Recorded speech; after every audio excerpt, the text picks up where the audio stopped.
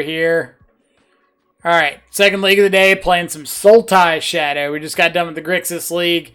Running Sultai this time, get access to Tarmogoyf, which gives us Stubborn Denial, a little bit extra utility for the unfair stuff, which we saw like Burn, Rhinos, Living End, Prowess to an extent, and the last matchup was a Shadow Mirror. So 3 to 3.5 of the matchups we saw, Stubborn Denial would have been a really good piece to have in the deck. So we'll keep an eye and see if that kind of trend continues here. The advantage of Sultai over something like Grixis is you get more consistency with the size and power level of your threats. Not in terms of if they can take over a game, but actually closing out the game, getting your opponent from 20 or whatever life to 0 quicker with Tarmogoyf, Flayer in this case.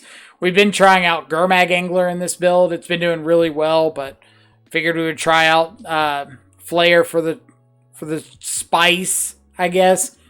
It gives you access to another enabler for Stubborn Denial. Has a little reliance on the graveyard, but hopefully it can let us like keep the momentum going if it connects a couple times. So we'll go ahead and hop in, see what happens.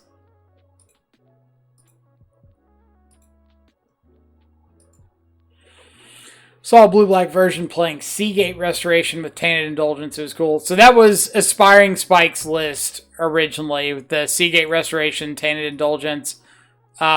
We played a few leagues with both of those, and they're horrendous. Like, there's no reason to run Seagate Restoration outside of like having another card with a different CMC for Tainted Indulgence some amount of the time.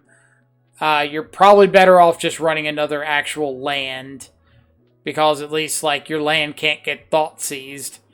The Tainted Indulgences, I kid you not, and you can ask anybody that's watched like our leagues with Demir on the channel, Tainted Indulgence 99.9% of the time is 2 mana, draw 2, discard 1, which is not card advantage.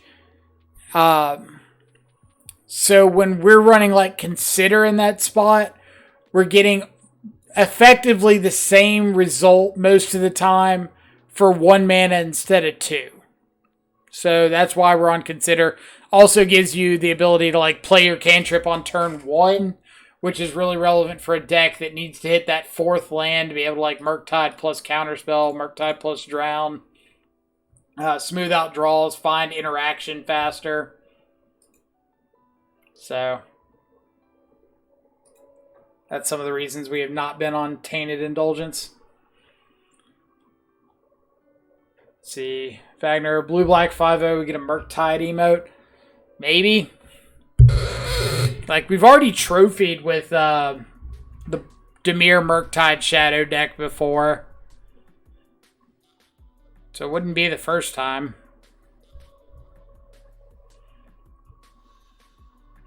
Demonic Tutors.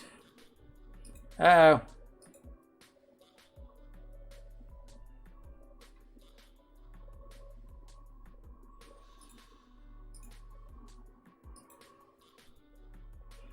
Reveal a Yorion. So this could be like a 4-color pile deck.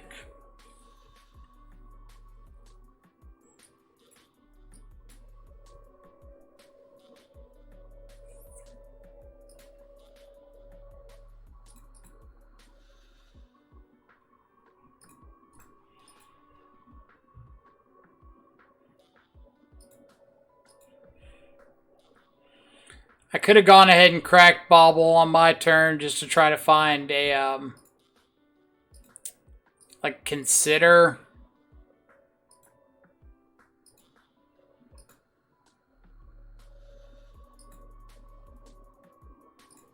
That's not at Thoughtseize.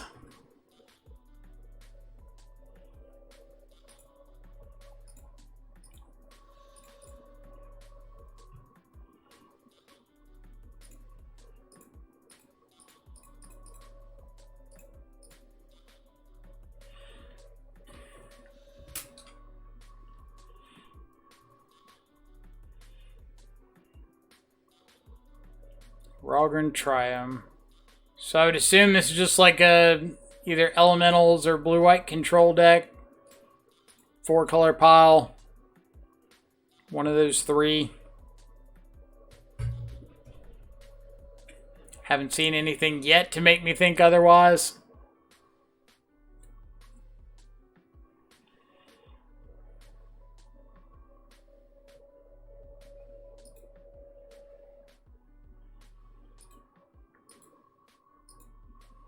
Something like Tarmogoyf or Thoughtseize would have been really good there.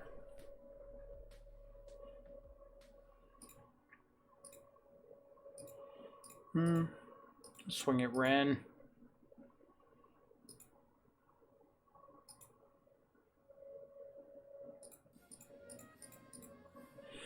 Not going to play out the Shadow and just give him like the free 2-for-1 if he's got a Solitude. Haven't looked at his stream, but I think it's 4-color. I mean, there's nothing that I've seen so far that would make me think it wasn't like a 4-color build.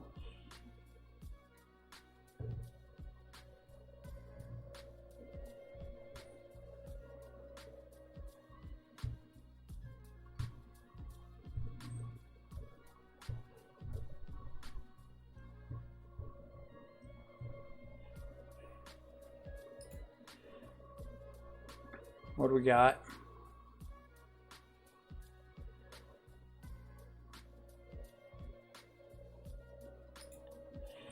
Could really use a Thoughtseize. Thoughtseize, best draw. That's, I guess, technically not too terribly far off.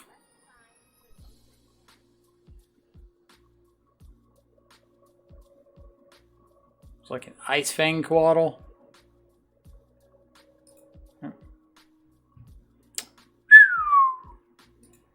That's a lot of rims. Alright, so we're just gonna jam both these Tarmogoyfs at him. All 3 Wrens. So, swing.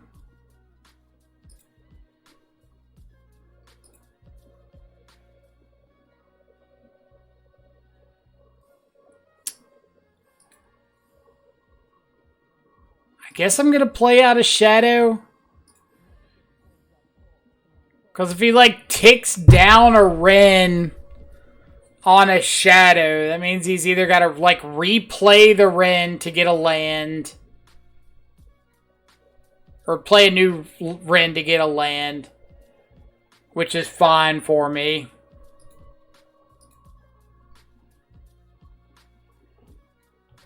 Or he plays Omnath, but he grows... Or he doesn't grow Tarmogoyf because he has creature.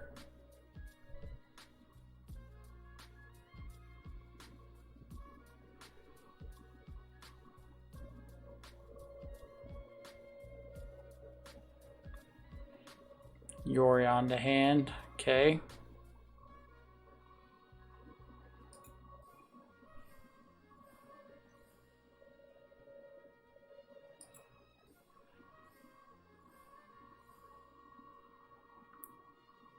Alright, so he does have Solitude.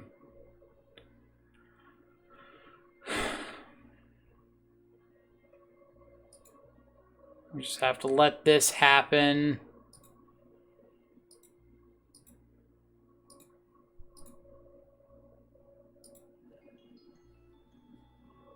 That's a decent draw.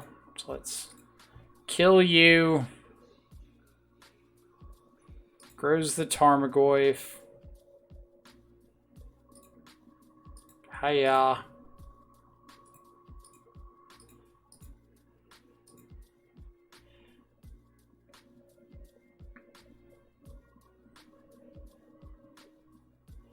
So he should know his hand perfectly. He drew the Solitude last turn. So the hope is that this is just like slam Omnath. Omnath comes down, draw trigger on the stack. We go 1, 2, 3, 4, 5.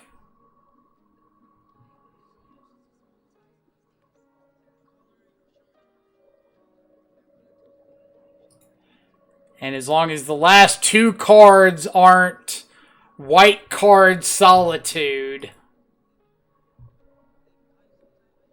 it should be okay. Alright. Tarmogoyf! Ah. Alright. So Turoks are great. Mystical Disputes are great. Stub is pretty good. How good is Stub, actually? Probably not. Probably actually trim some number of Stubs. Fatal Push is bad. Got Infernal Grasp, Drown, Assassin's Trophy, Blood Chief's Thirst if I need to deal with something.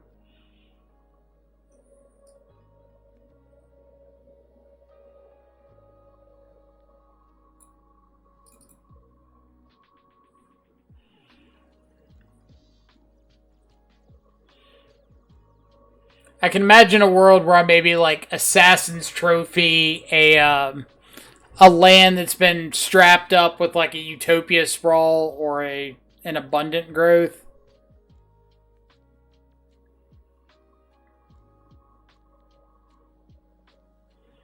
Ooh, can you imagine a world where they like go to play their Abundant Growth and we just like Assassin's Trophy the land that they targeted? That'd be fun. But more than likely, Assassin's Trophy is just going to be like 2 mana, destroy whatever annoying thing they have on the board at that time.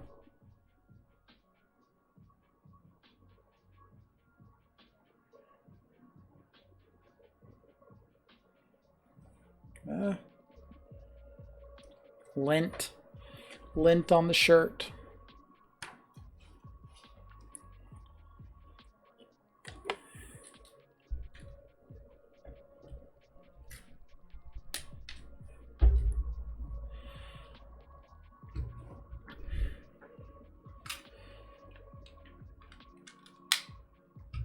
Alright, what you got? Maybe this game, instead of 4 copies of Wrenn and 6, they've got 4 copies of Veil of Summer.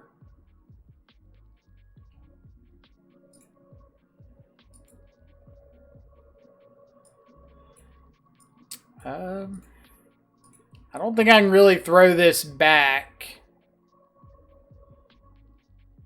Like, turn 1 Thoughtseize.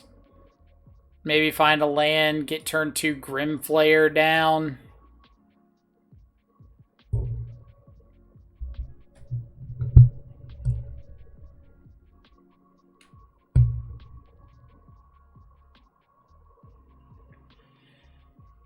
How many Veil Summers do they usually play in the sideboard?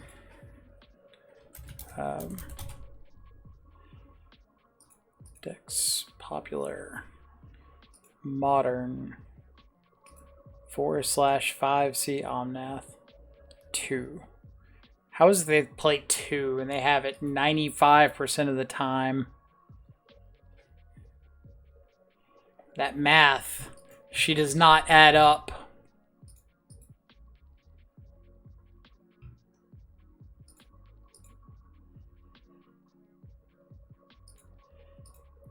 Breeding Pool. Okay.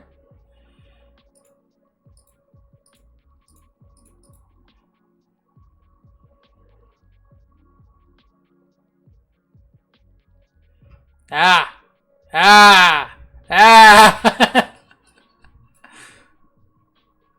All right.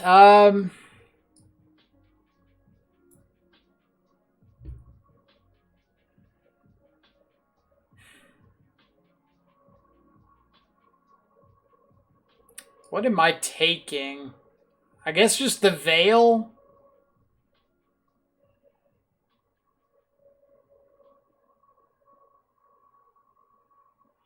Like, they've got the Breeding Pool off the top, so they're going to be able to play Wrenn. Actually, maybe it's take one Ren, they play the other, and I Blood Chief's Thirst it. I'll kind of buy that.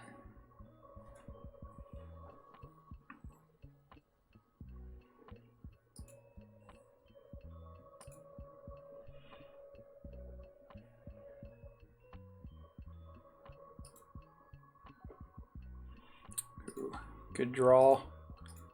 Let's go Thoughtseize, take Veil.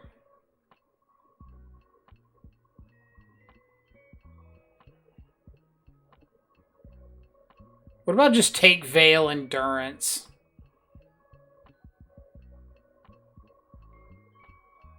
I like that. Thoughtseize, take Veil Endurance.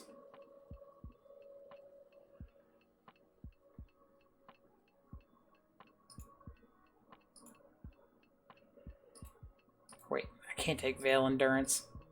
Why did I think I had a second Thoughtseize? This game's tough.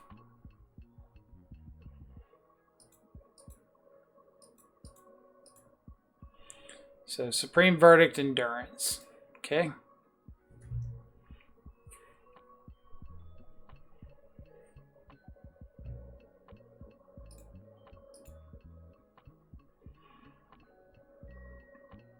And if they flash in Endurance here, we Mystical Dispute.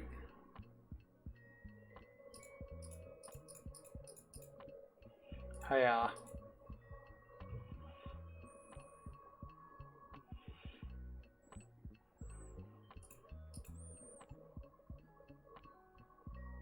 And then hopefully we get to untap and kick Turok. Huh? Huh? Stop it. That is, I suppose, acceptable.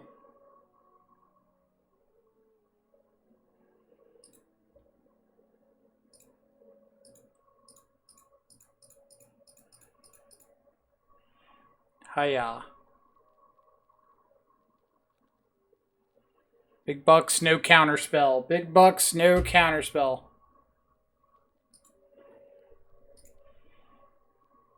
That's pretty decent.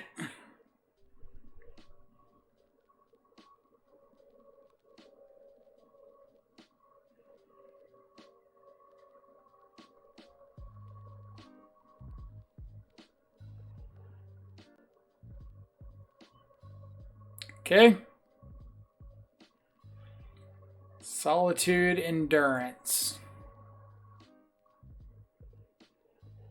I wonder why they didn't get a snow land there. Unless their goal's to race.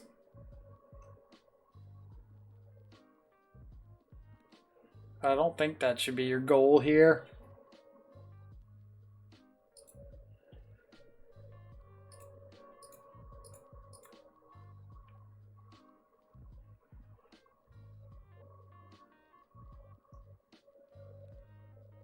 Come on, counterspell.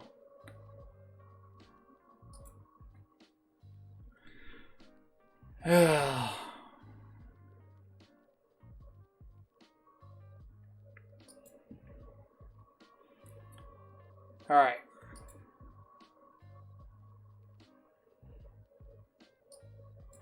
Let's offer up the trade here.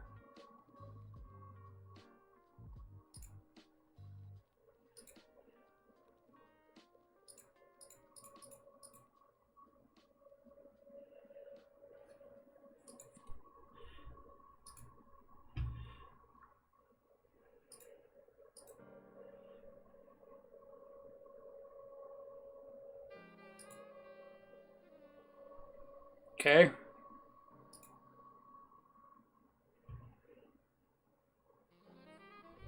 Put a Misty, sure.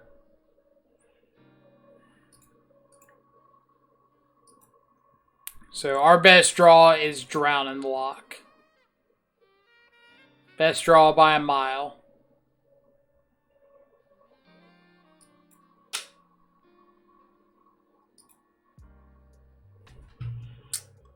That's almost drowning the lock.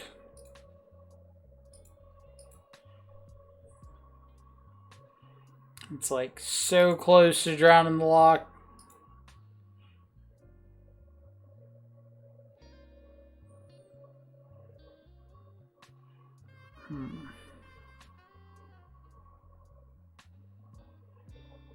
So they're going to get to reset our yard regardless.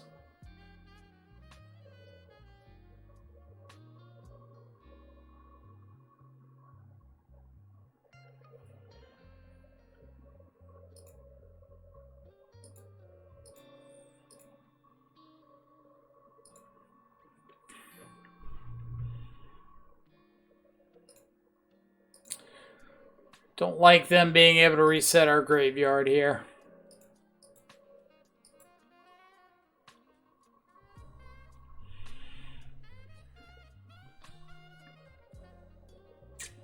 That ephemerate turn was really rough for us.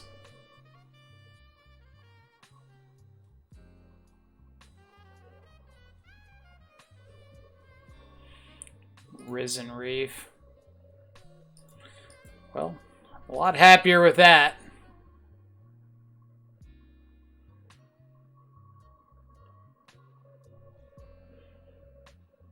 Yeah, should have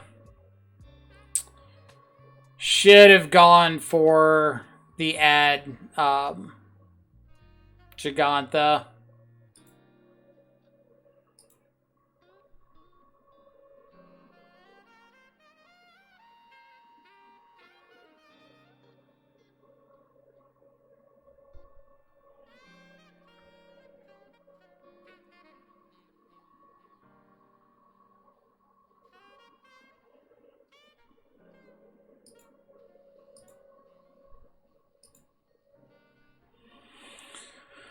Okay.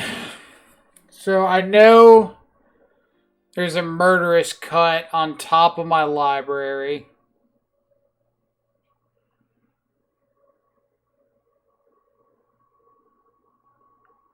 So I can go attack with both.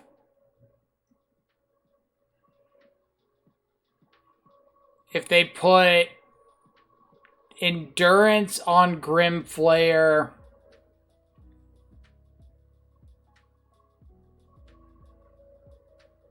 Ice Fang on Turok.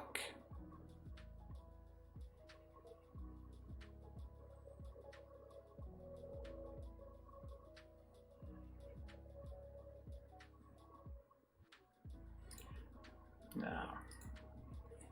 I will attack with both, but this way I can consider to draw into the Murderous Cut, and then the fetch land gives me Delirium.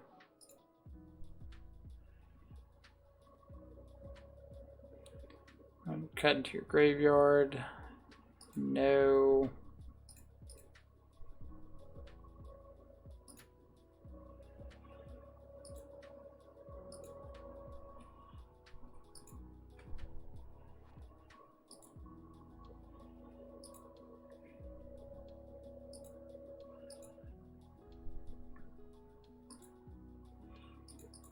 I think I have to kill one of these. Do I have to kill one of these? Maybe I'm not. I guess I'm dead to a Ren and 6 down tick if they got one. But I think I need to kill the Yorion. The Yorion's about to draw 75 cards.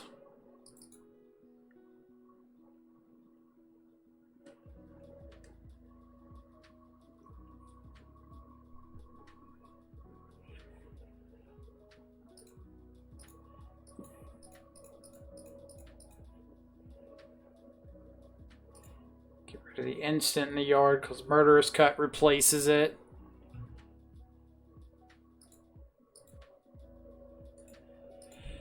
Alright.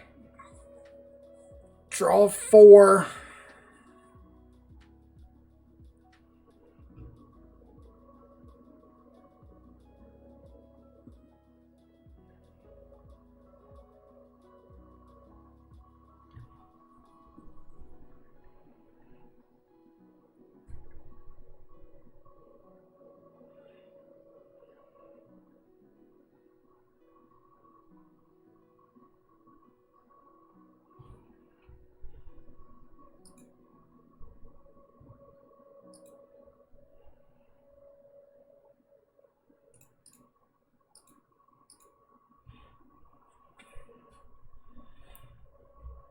Just hoping to force double chump.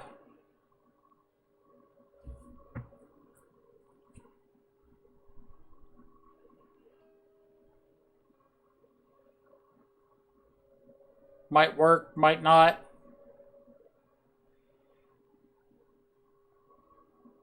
We do the go straight to attack thing, so opponent thinks maybe we got something.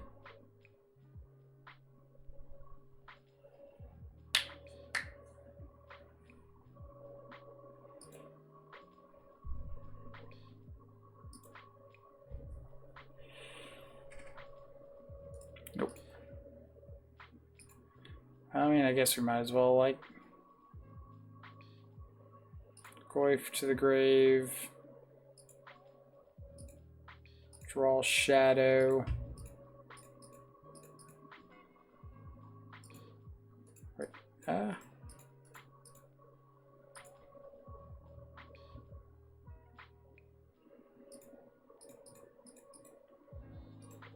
Carry on. If we had a removal spell for Risen Reef, I would have used it there, so I think it's pretty safe for them to assume I don't have one.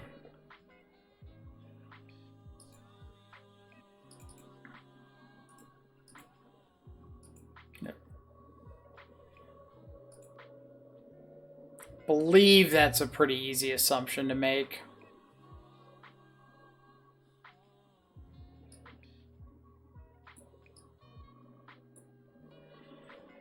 I'll bring in Infernal Grasp. What am I dropping? Probably just a drown. Like right there, we saw multiple endurances, so it's probably pretty safe to assume they've got like 3 or 4.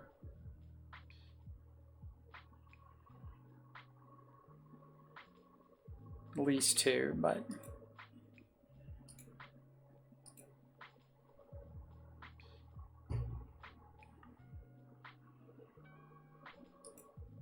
alright. Thoughtseize into Goyf or Grimflayer. Probably Grimflayer just to keep the action going.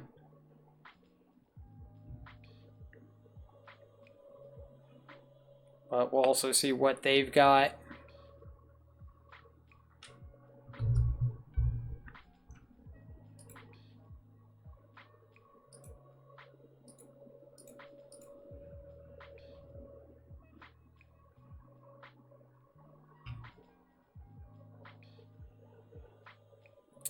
Well, if we see Unholy Heat, we probably got to take that one, so we can get Grimflayer connecting.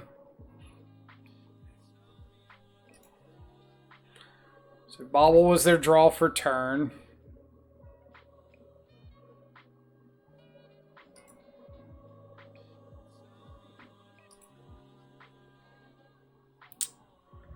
And they drew something that they like. What do you draw right there that you like?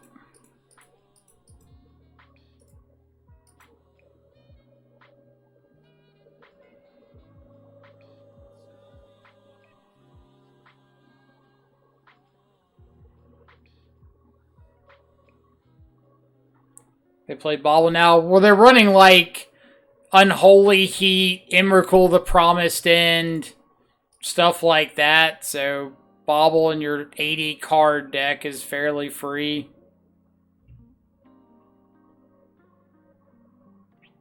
I guess this could be a Wrenn in 6. Wrenn would be pretty good for them.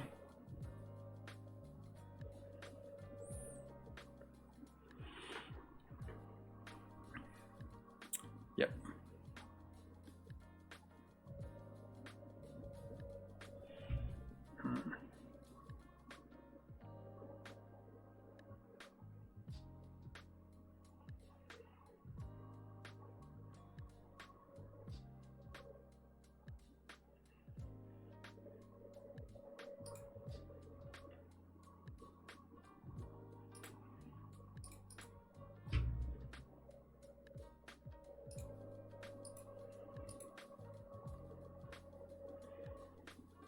So let's go at them.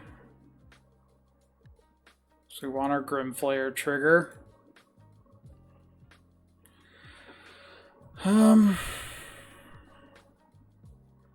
I like all of these.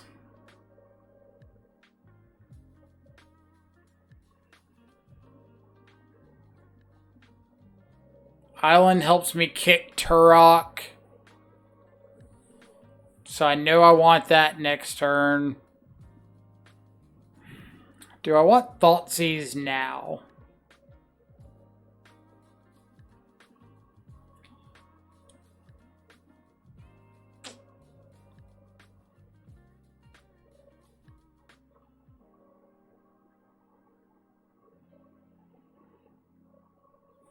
How's this going to play out?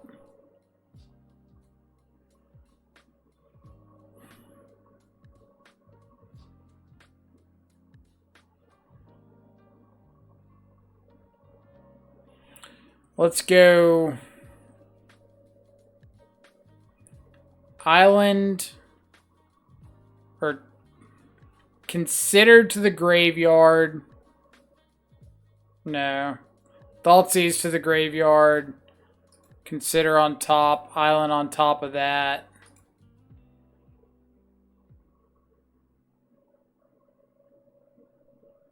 Play Tarmogoyf. Say go.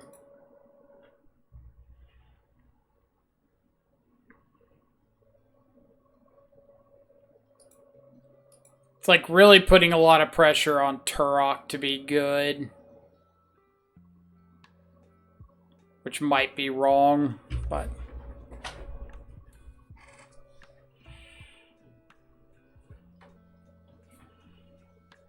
Because it could also just, like, not play the Teferi here and just hold up Veil of Summer.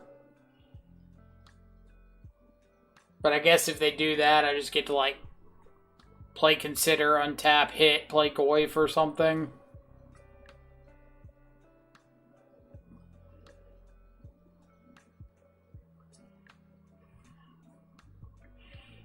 So at the end of the day, it's probably not the worst deal.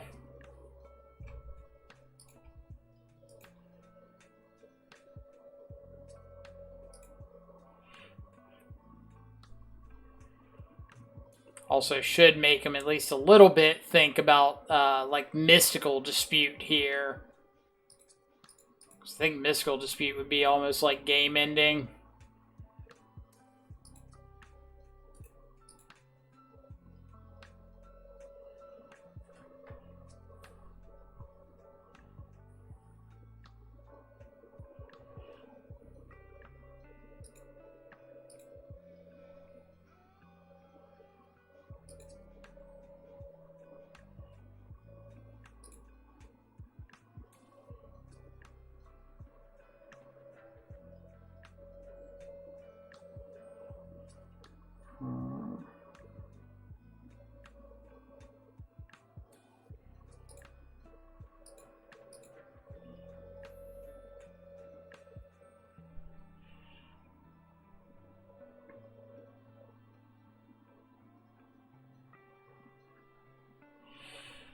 Maybe I was also supposed to be more aggressive about getting Delirium online to try to kill Ren on turn 2.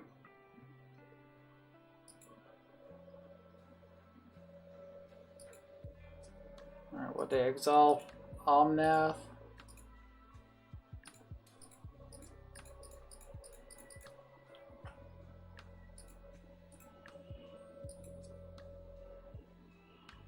So we got Veil of Summer. They still have Traverse, so they can like traverse for a what's it called? Fury. Sweet deck. Can I see the deck list? Yeah. So if you hit exclamation deck list, ensure the Stream Decker leave. Well, forget that advice if Stream Decker left.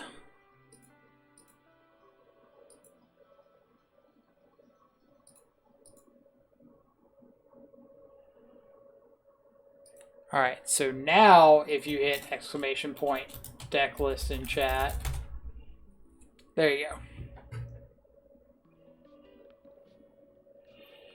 Sometimes Stream Decker just like decides out of nowhere that it's gone, it's out of here, and you can't do much about it. But there should be like a little tab, I guess it's like right here somewhere, that you can like pop out and see the deck list.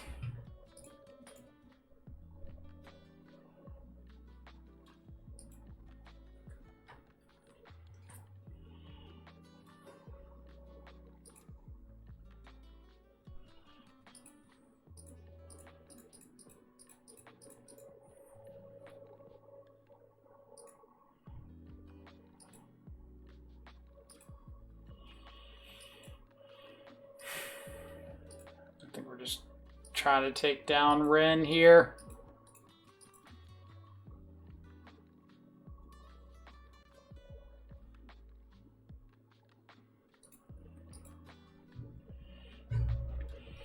But yeah, Sultai has been one that we've been kind of brewing around with the last week or two. Still needs some work, but it's been fun. So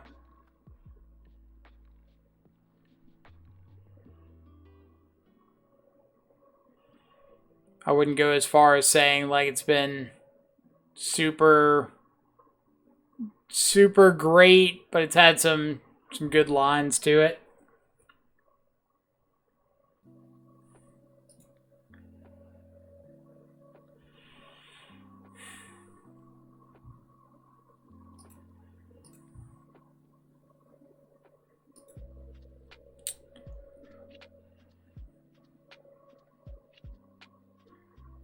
So I could go attack it to fairy.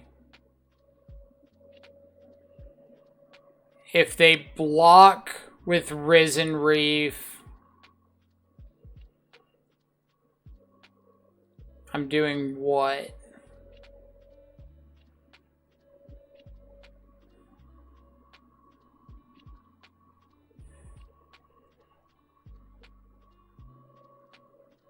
Or am I just attacking it, them playing Tarmogoyf?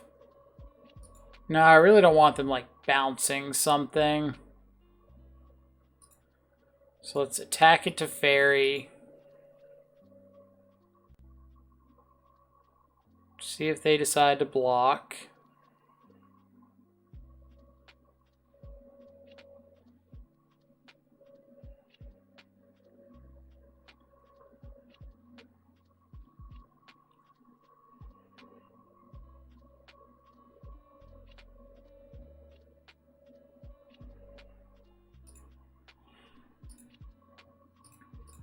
So, with them not blocking, let's just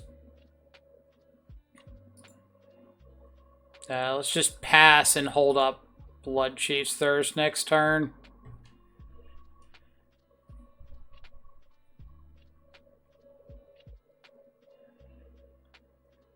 Is this Eladomri's call?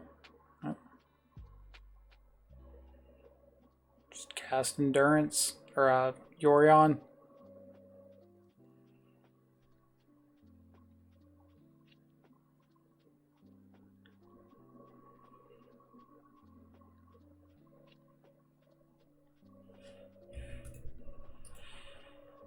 Well, Gigantha's not just like free play every time. There's times like right now where maybe I want to represent Drown in the Loch. I don't want my opponent just like free rolling whatever they feel like doing here. So I'm not a huge fan of just going like, all right, I've got 3 mana, I have to Gigantha.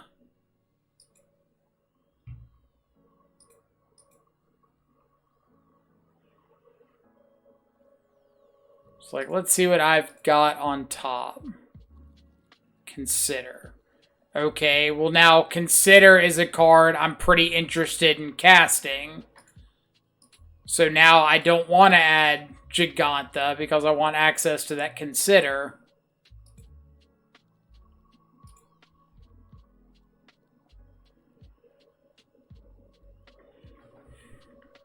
So let's cast Tarmogoyf, see what happens. Nothing, so we'll just go to their turn.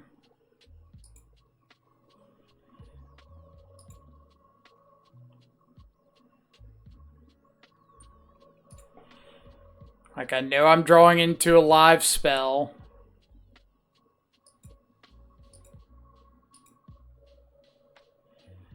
I do have 3 copies of Drown in the Loch still in the deck. Plus some number of mystical disputes. 2 mystical disputes.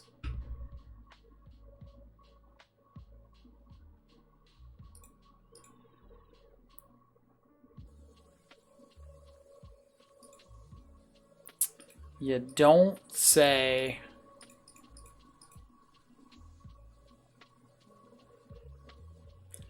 They had the veil. No. All right.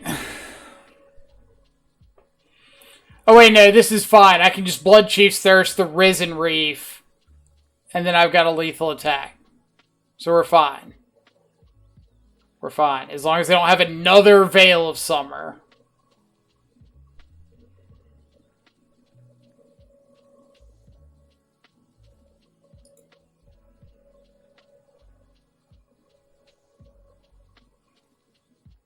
Alright,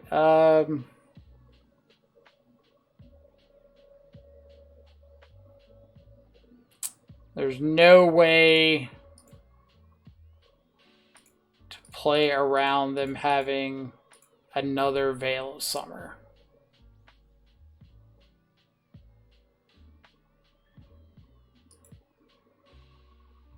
They could have an Ice Fang Coatl. That would really suck.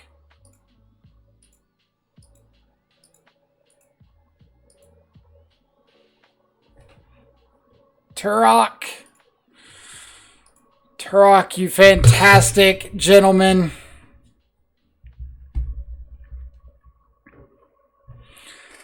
We could have gone like Blood Chief's Thirst, the Wrenn, check for a counter spell, and then go to drown the Risen Reef, but I think my thought there is like, I guess Drown plays a little bit better against exactly Counterspell. Just because I have the potential of a bait, but if they've got like Endurance or something and they get to save the Risen Reef, like I'm pretty rough shape.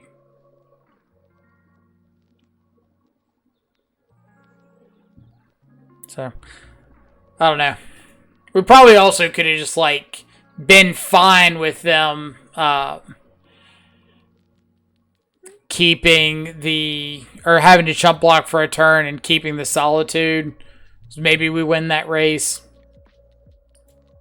I don't think we do.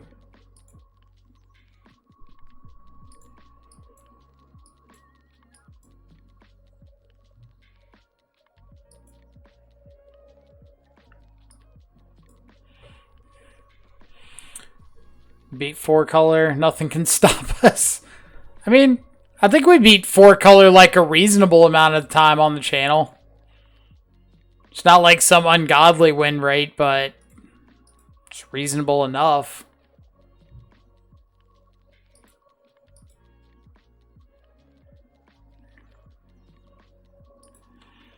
So holding up Stub for a hand disruption spell, Fatal Push for a Ragavan. No. Go away.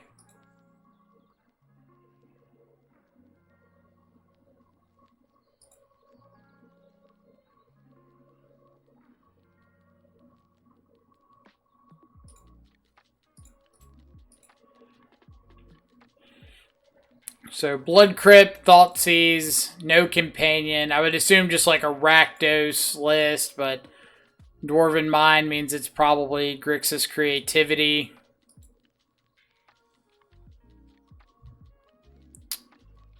Tarmogoyf's a reasonable draw.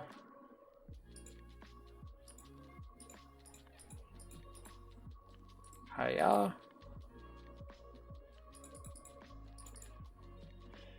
So now we've got some sort of pressure. That's a plus.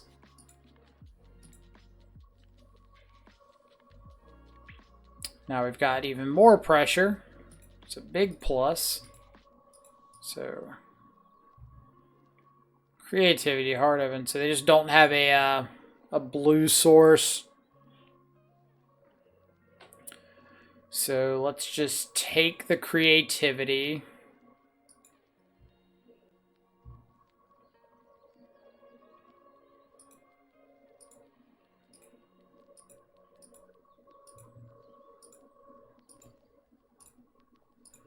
And we're just kind of going to hope that they don't hit a blue source right away. Never mind. What do I do?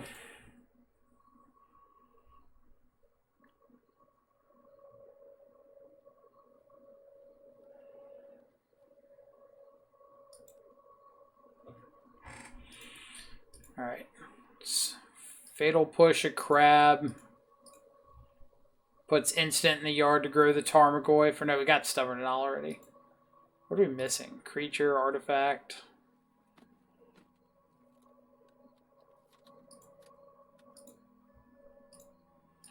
Now we'll add Giganta.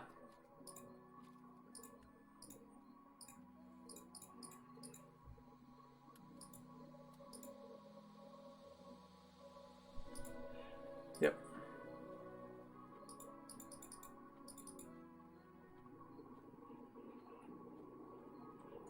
And I'm pretty positive I'm just... Oh, I can't counter this. No.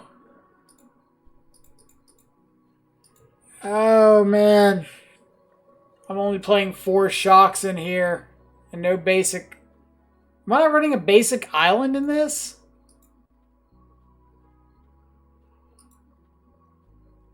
I am running a basic island.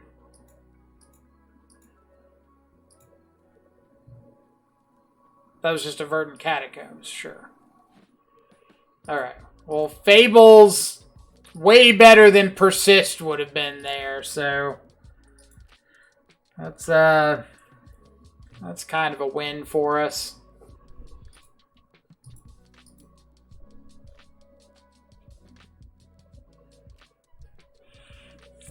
Sometimes you get fortunately rewarded.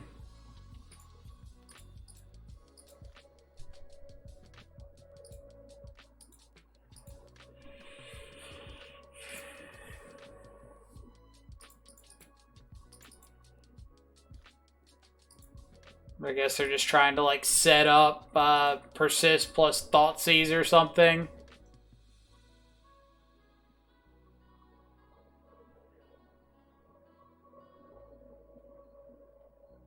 What about Tainted Indulgence? Like, what about us playing Tainted Indulgence? Because I have a command for that, if that's the question.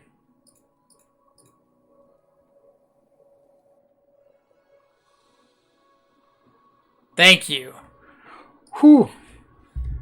Let me give my Tainted Indulgence command. Bam. If that's not what you meant, then I just spent a whole bunch of time on that command for no apparent reason. But if it is what you meant, we have considered Tainted Indulgence for the deck. It's not what we want to be doing.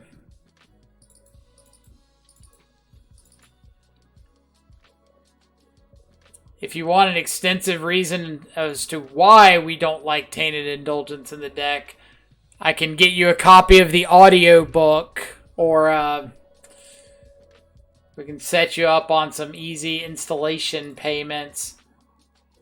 But the real reason is just that, like, Tainted Indulgence, more often than not, is doing the same thing as Consider for more mana. I don't want to be sitting here spending 2 mana for a little bit of card selection, no card advantage.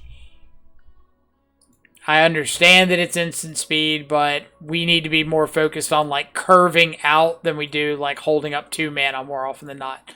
Consider stuff like that just feels like a little spot in the curve somewhere instead of being a whole turn off to cast it.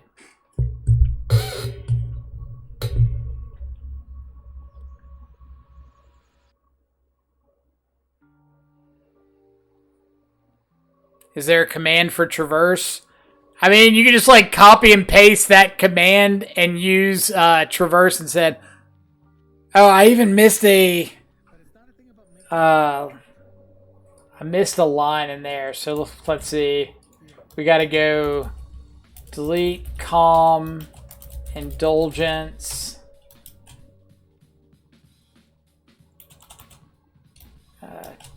Del calm, indulgence. Add calm, indulgence. There's a spot in there. I literally copied and pasted the same thing for like tainted indulgence and ledger shredder. So apparently I forgot one instance of ledger shredder being in there. So now we're fixed. Haha.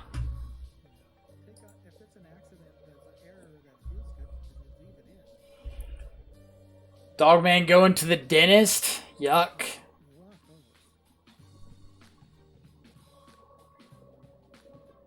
You got it. Hit me with your best shot. Why don't you? Unless it's in the roof of Dogfish's mouth. Then don't hit me with your best shot.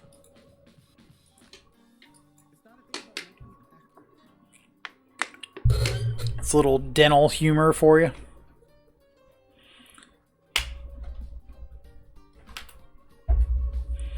Got it. Consider sounds good and maybe better.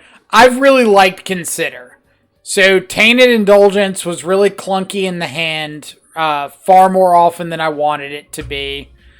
Consider has been a nice alternative that like I could just slot in the deck somewhere, not feel like I have to hold it up, but on turns like turn 3 where you've got Tarmogoyf and an open mana, or end of your opponent's turn 1 when they don't do anything, it just gives you something that you can do there.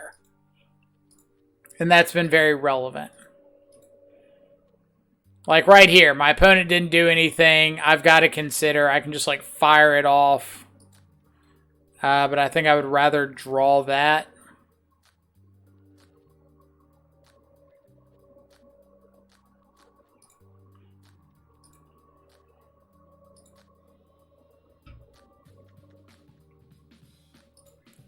So let's shock in Breeding Pool.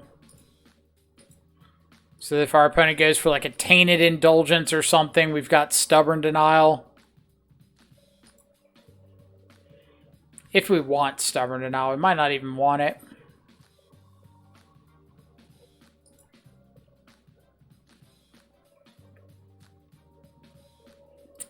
Yeah, I'm just going to let this resolve.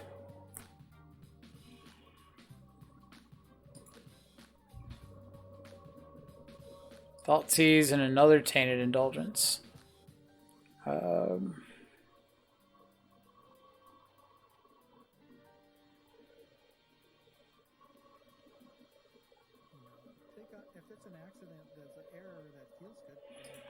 So I'm going to take Thoughtseize because I think it's going to be important to resolve this Consider. So I'm at the point where like my primary goal is finding a threat.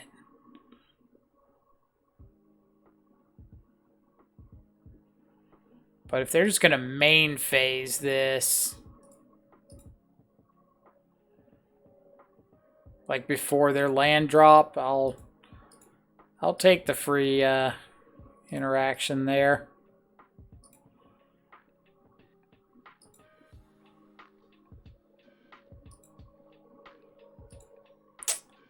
That's a little bit awkward because I can't get a green source off this now.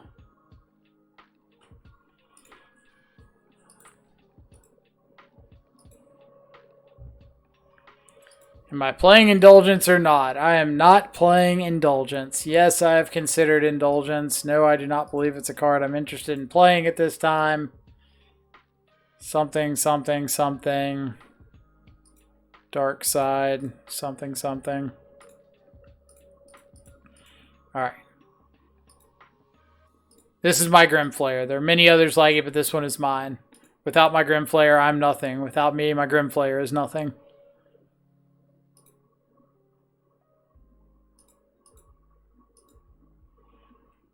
We'll actually do the command if we find a Tarmogoyf. We've got a fantastic Tarmogoyf command for everybody interested. Alright, Bobble's actually a really good draw, because that means if I see something that I want immediately off the Grim Flayer, I can Bobble draw into it.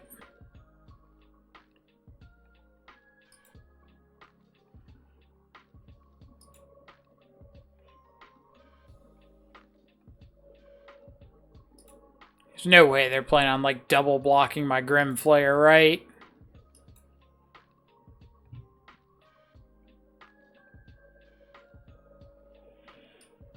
What about playing Shredder? If only there was a command for that.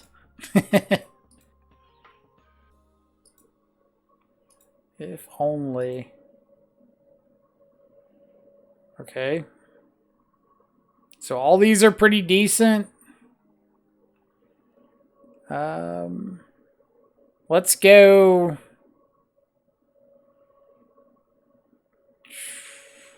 Do I want to just bin the EE?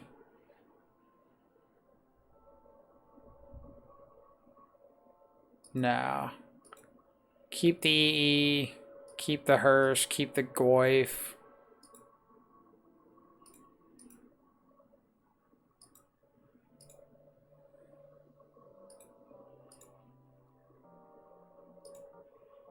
You got a Wooded Foothills.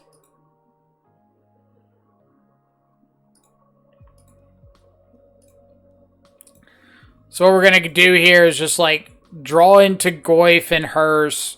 We'll just play out one of them, like just play out the Goyf.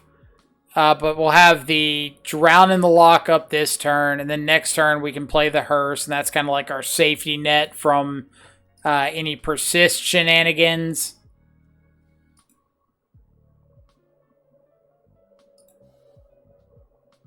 And then the turn after, we'll have the EE, and that's going to be like our protection from any sort of,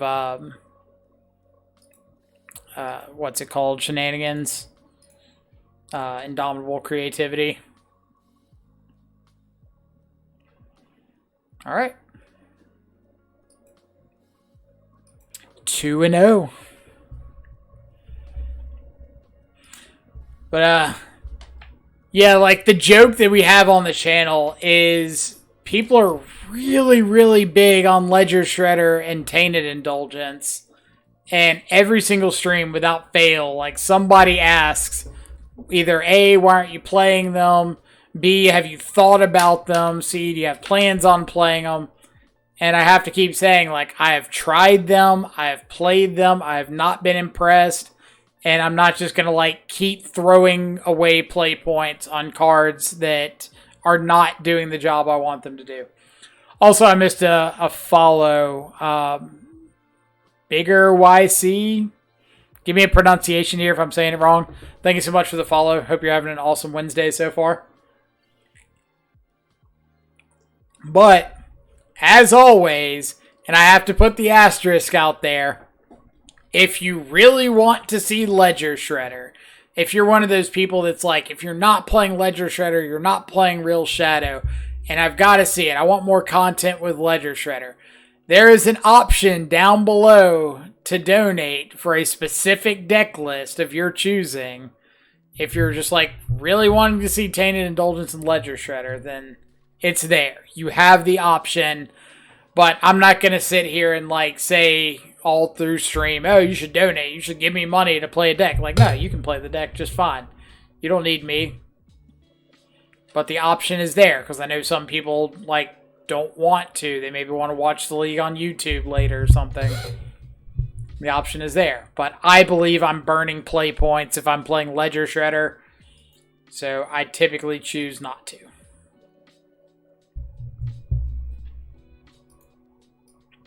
Pretty good hand. Mike's donations are super fair priced. Yeah, so my pricing is just based on like whether or not the deck contains Death Shadow Because I feel like if it does, it fits in with the channel and people will enjoy seeing it. If it doesn't, then it's going to like be a non-shadow deck in the stream. So I feel like there's that risk to viewership and stuff like that. But I'll still play it because if somebody wants to see it and they're willing to throw money for it, then who am I to turn that down? Also, Rena, give me the pronunciation of your name so I can make sure I'm saying it right. But thank you so much for the follow. Hope you're having an awesome Wednesday. Appreciate you joining in the chat. All right. Stomping Ground tapped go. So could be Jund, could be Ponza, could be a 4-color pile deck. I think I'm going to lead on Bauble for a little information. Bloodbraid Elf. So I still don't know if it's like Jund or Ponza.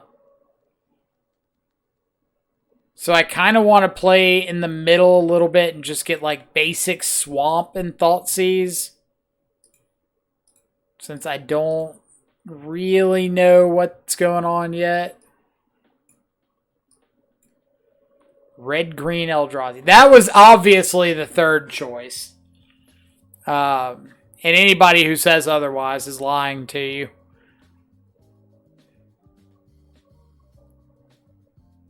Am I just taking Endurance?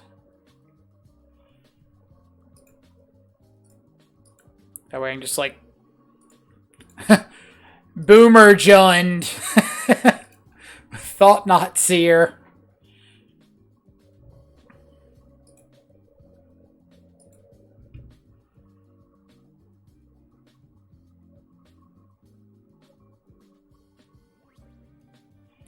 Like, how'd you not know this was Christmas, Trossi? You're right. It's so obvious when you say it out loud. Christmas, Trossi.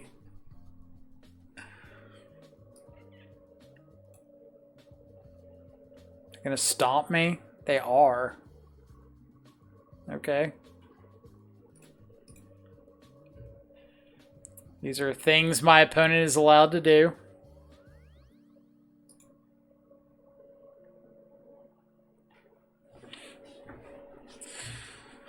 Okay. Am I just dropping Grist here?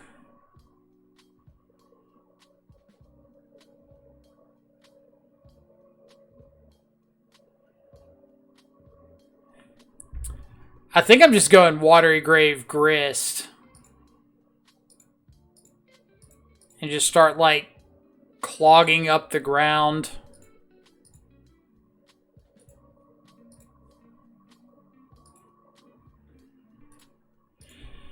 And pray they don't Bloodbraid into an Eldrazi Obligator.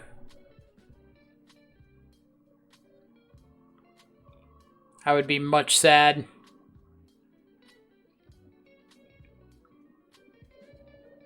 But I guess I can't pay for it if they Bloodbraid into it, so that's a plus. Lightning Bolt. Okay.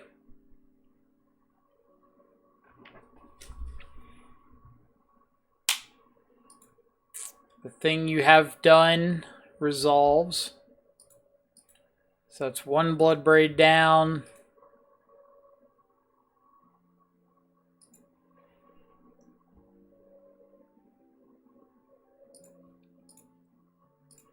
Let's take this other Bloodbraid. Am I taking the other Bloodbraid? Yeah. Just take the 2-for-1.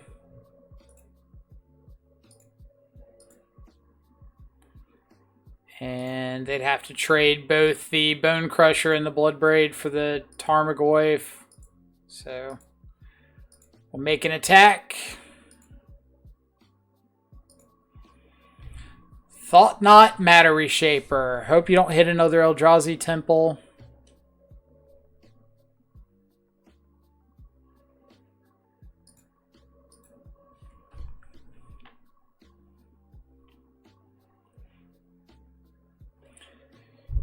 Opponent, feast your eyes upon the field with which I grow my fucks and see that it is barren.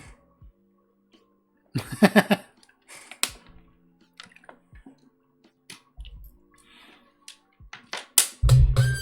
assume you just take Fatal Push. So that maybe I don't have like a good attack back.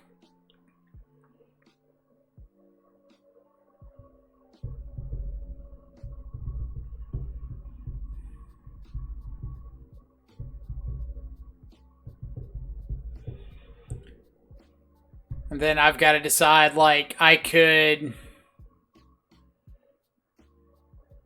Ragavan, okay.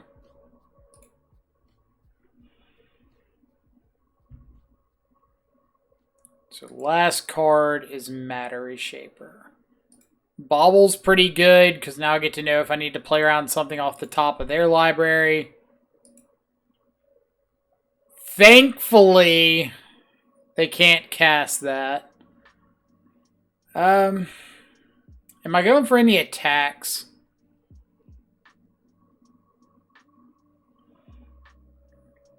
Or am I like sacking Grist? Kill an insect, kill a Thought Knot?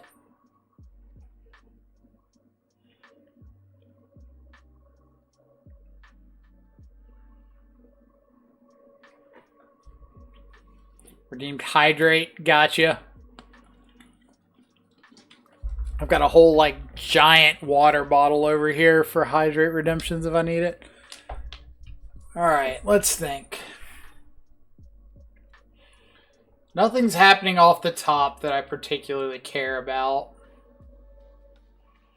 If I go Grist, sack an insect, kill Thought Knot.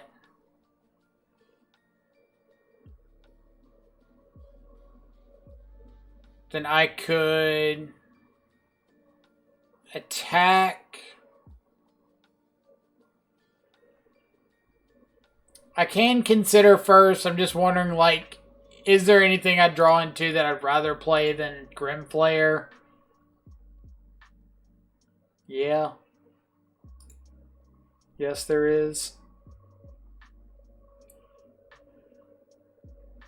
I really think I need to sack an insect and kill the Thought Knot. And just try to, like, get the game over with. So I'm going to do that. Alright, so sack an insect. Kill a Thought Knot.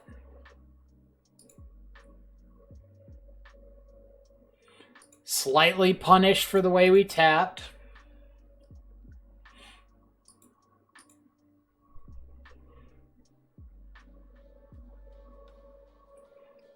Alright, so I know their card off the top is Fury.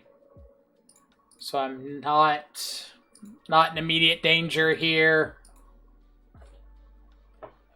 Drown is good.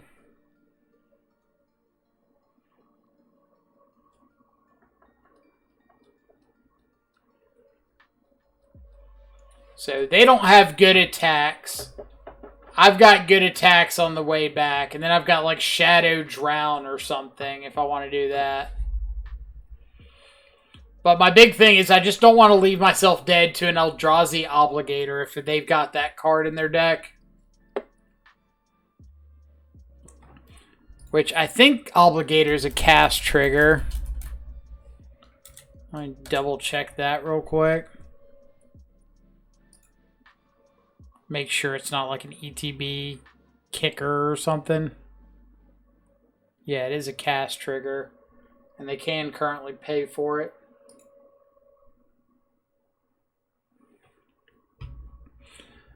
Alright, so...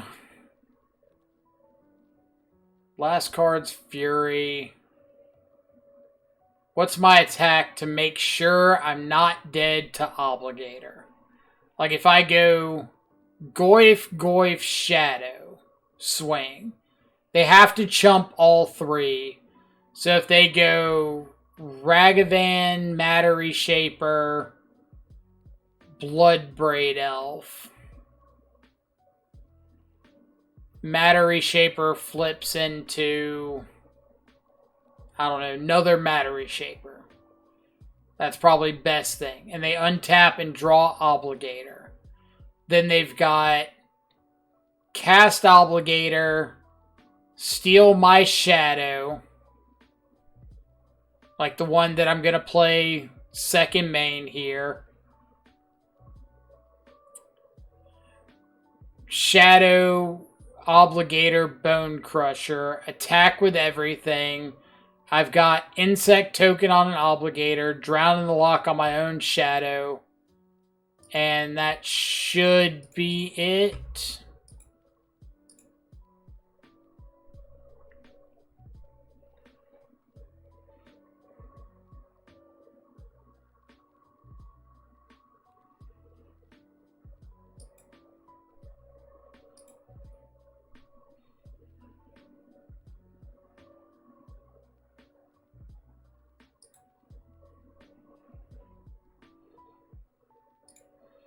So there's new Shadow. I don't think there's any reason to play out the Grim Flayer.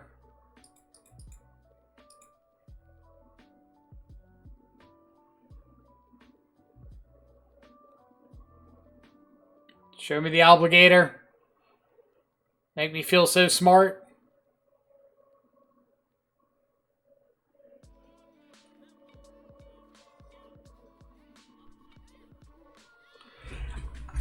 God, I'm so good at this game. Oh, man. Talk about feeling rewarded.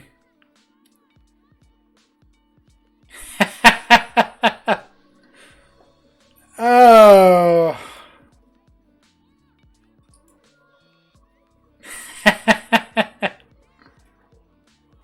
Alright, so I can just go like block Obligator, or no. We're just going to block Ragavan, right? Their last card's Fury.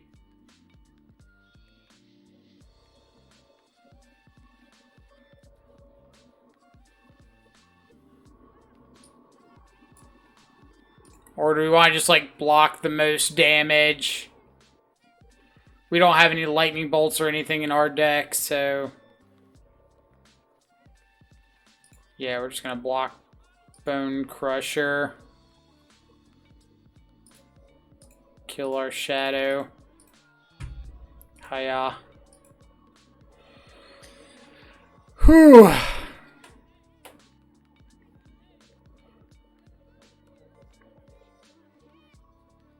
You gotta consider. Man, it feels good to make a good read.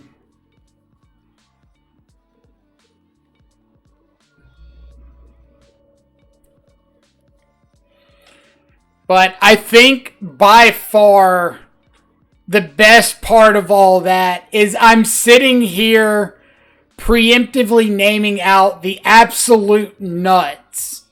Like opponent blocking with the Matter Shaper, flipping over a live creature off the top. I think I said another Matter Shaper, but Ragavan's fine. Into drawing exactly Obligator and getting to go take our Shadow there, get the attack. Oh, man.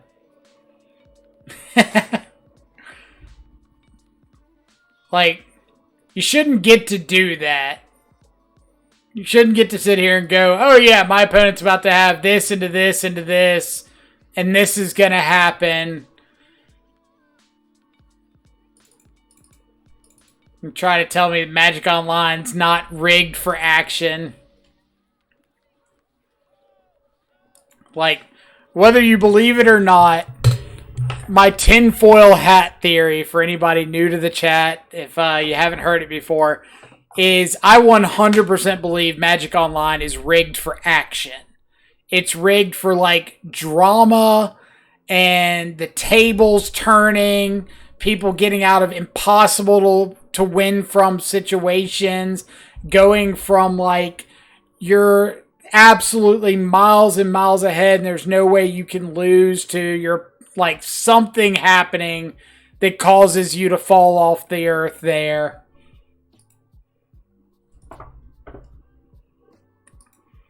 And you just, like, can't convince me otherwise with this program. Like...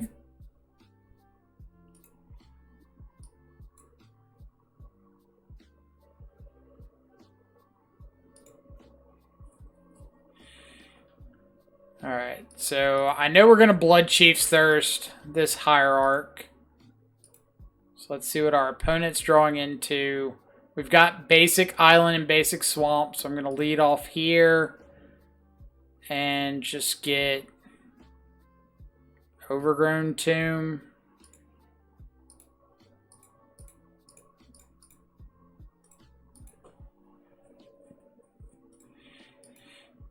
Tilt keyboard smashes is what they want.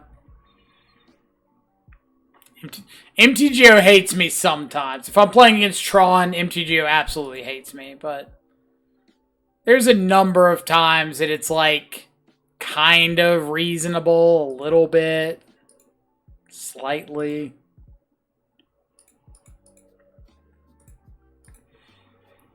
But then there's games like that where it's just like, all right, what is the absolute nuts my opponent can have? Let me rattle it off real quick. Oh, they had it?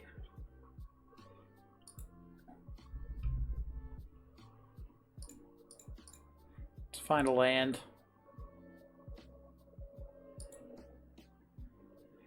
Nice. Do you have a preferred Grixis list at the moment? Not really. Like, I've played a few Grixis lists that... Is this Endurance?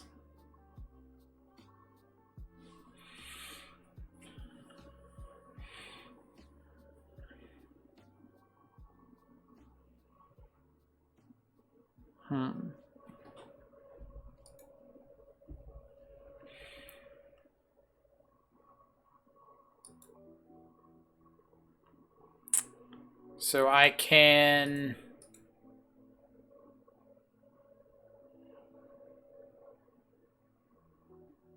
Let's go and get a land. We'll see if they go to blocks.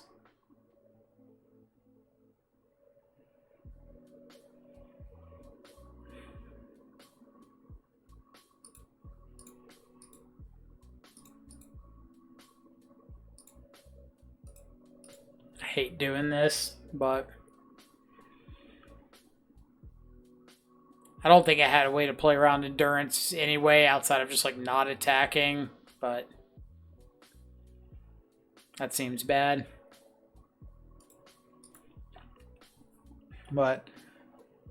No, I don't think I have a preferred Grixis list. Like, we've played recently with some seasoned Pyromancers, and I've really liked that. But it's mostly because Giganta has been underwhelming for me. And I get that the purpose of the card is just like free 15th card or free 8th card in the opening hand without having to really adjust your main deck at all. But if it's that free 8th card and it's not actually winning me any games and I have the choice to just play something more impactful in the actual deck, then I'm kind of leaning towards just playing something better in the deck. And that's where I've been on with Seasoned Pyromancer. Like, it's just been a live card in the actual list.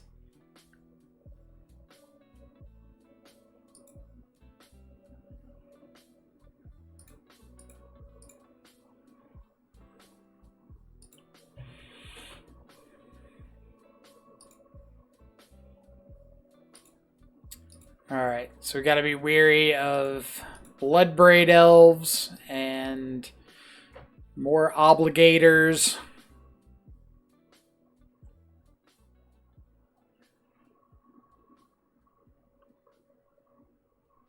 Thought Not Seer. I'm fine with Reality Smasher.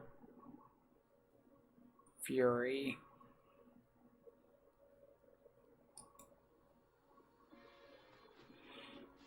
Is there anything I can do about Fury?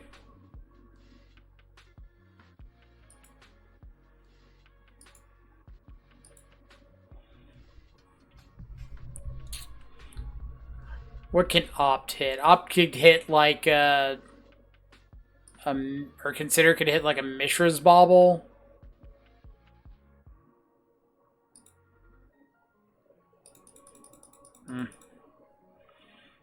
Might have to cut Drown's post board or some number, especially with Endurance. So close.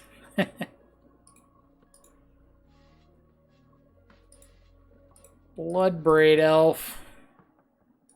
Yikes.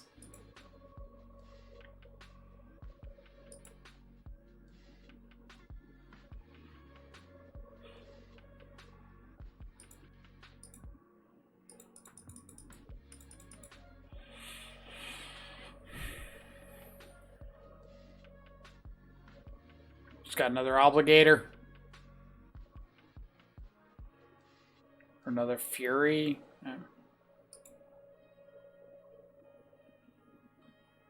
Endurance. Endurance is fine.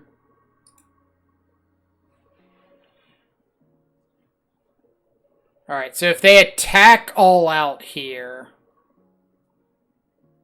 and I can, like, block Fury, trade Grim Flayer for something.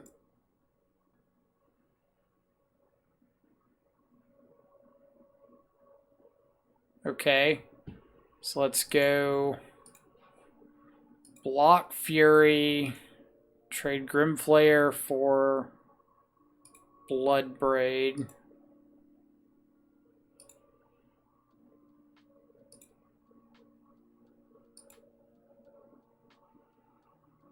And then you don't have a lightning bolt? Alright. So we got to rethink this plan with Endurance.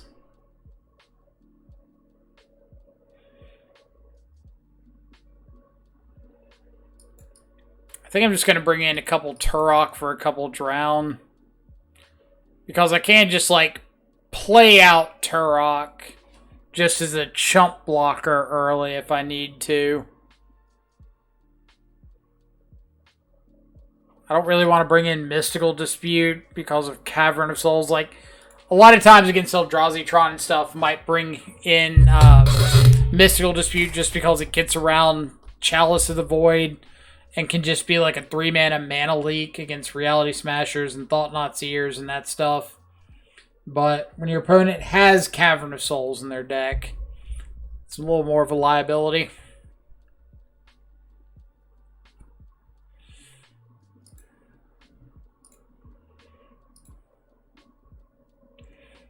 Huh. Well, we can cast all of our spells on curve.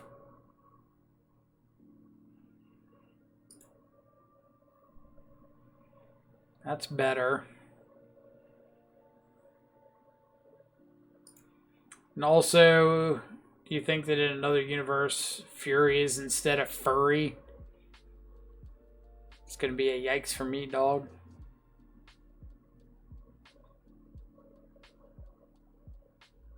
Want to just ditch one of these fetches?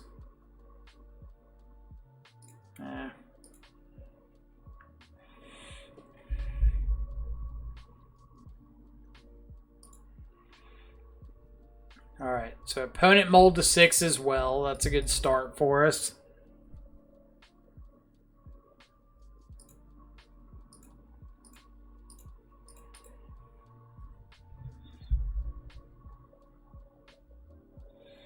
Let's take Hierarch, try to slow him down a bit.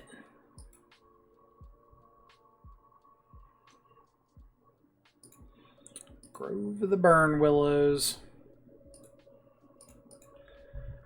And I think I'm going Grim Flayer here.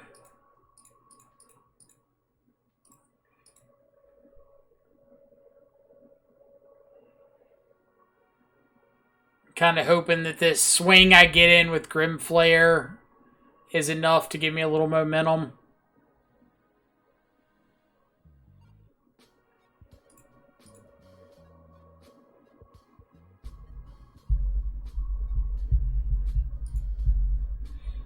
Unless they just have a stomp or something here. Scoos. Sure.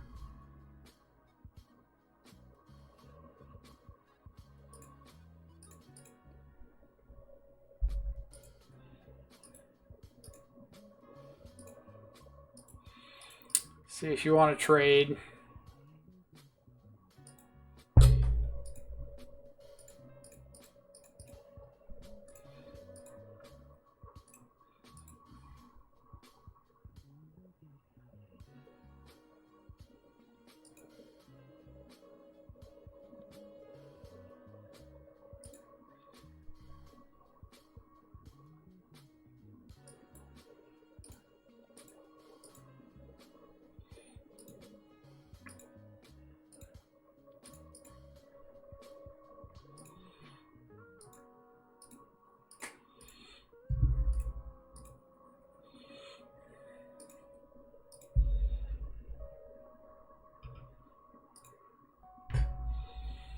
Show me the Thought Knot. Second Grove of the Burn Willows. Okay.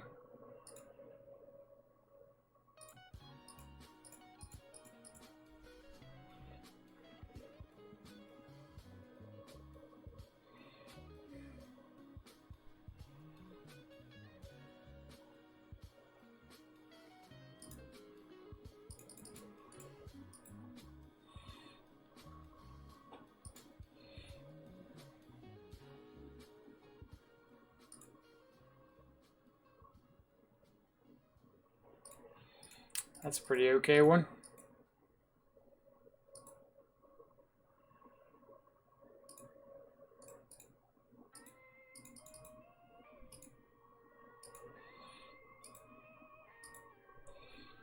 All right. What you got?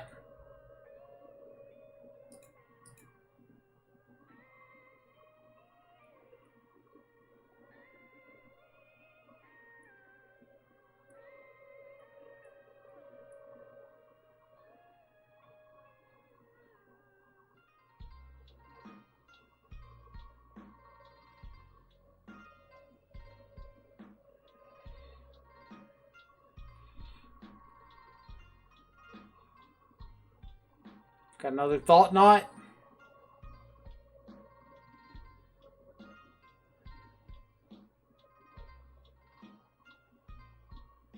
Bloodbraid. Reality Smasher. Just Caster Fury. Okay.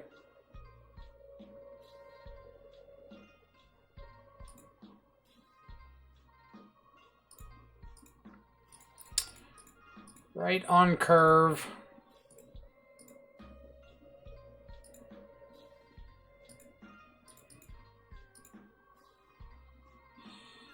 We gotta dodge a bunch of stuff here. Like that one. Whew. Man, Grove of the Burn Willows in the year of our Lord 2022.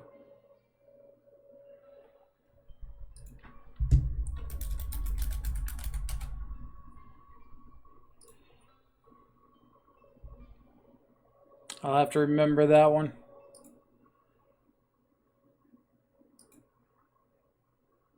Don't think there's ever going to be a time that I'm playing around Grove of the Burn Willows, but opponent had a cool deck. What's a deck that's been around for a while? Or at least like Mono Red Eldrazi was around for a while, and I think they were splashing green for a bit for some of the ramp stuff like Noble Hierarch or Birds of Paradise, stuff like that. Ooh. Antoine, notable 4-5 color pile deck player.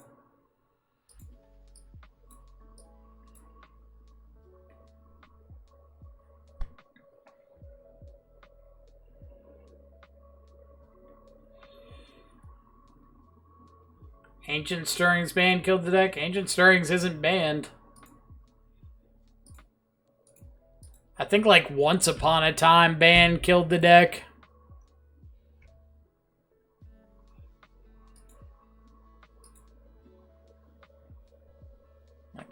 Ancient Stirrings still around. We got Tron players that can attest to that.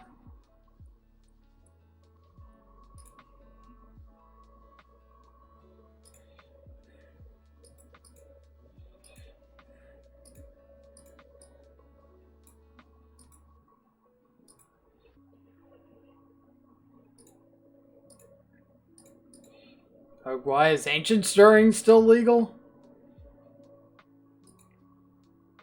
Those Wizards decided it wasn't good enough, I guess. Are we saying, why are we up against a 4-color Yorion pile again?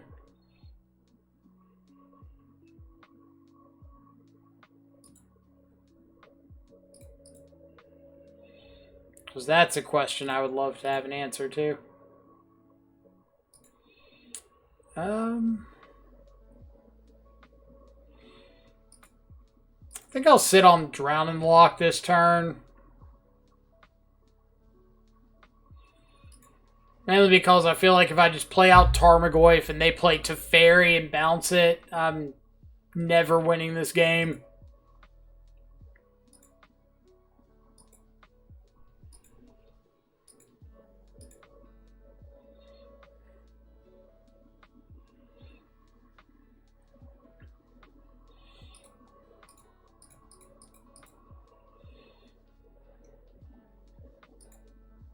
Something, something, what a lucky guess.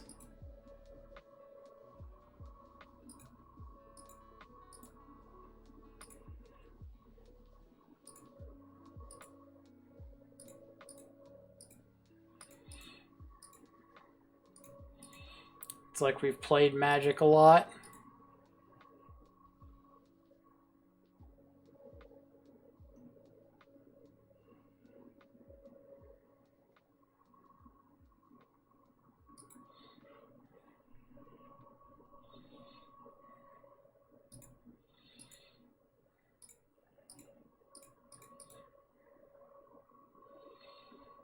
Like, I would love if this was like Tron, where maybe hitting a land would actually do something, but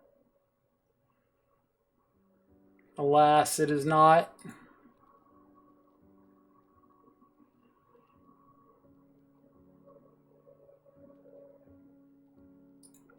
Traverse the Overwald.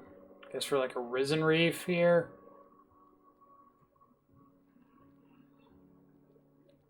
Surely it's sitting in a spot to go for Emrakul. Ice Fang Coatl?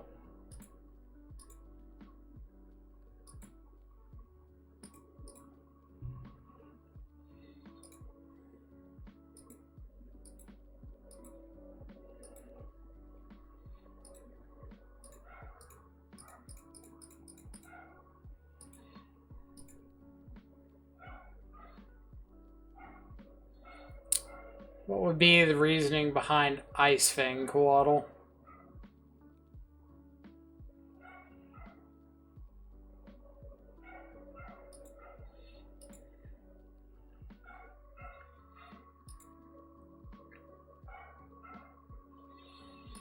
Alright.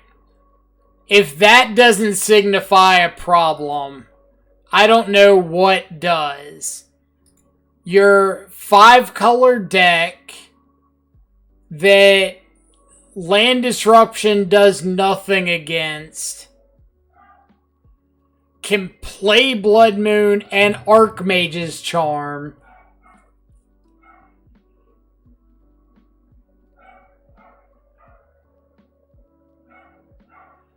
Like, I feel that should signify, hey, something is amok here.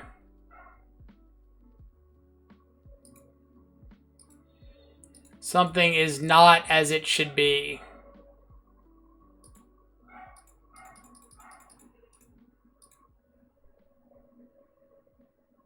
Mistakes have been made.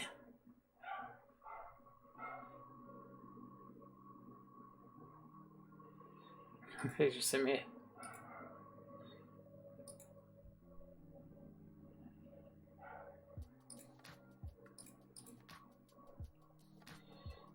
They just sent me a whoops.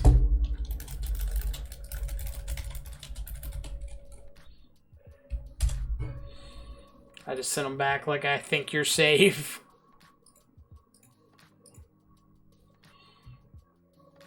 Alright, so Omnath gone. Fatal Push one of these.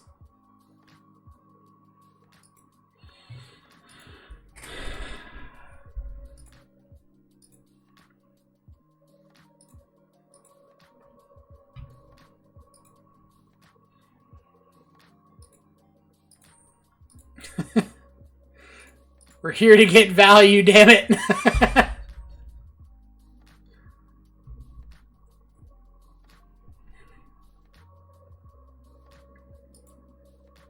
Utility lands were once like the best part about deck construction. It's been a while since that's been the case. Just have like Teferi or something. Or no, that's just add Yorion. Alright. I'm Infernal Grasping this. In case I draw a Thoughtseize, I want to be able to still cast it.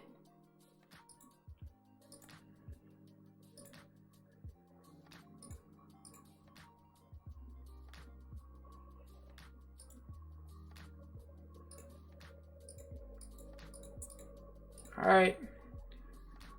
Go, Power Ranger. Give a counter spell.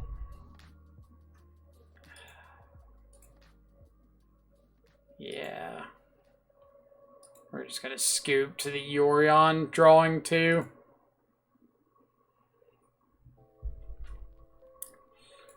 Boo.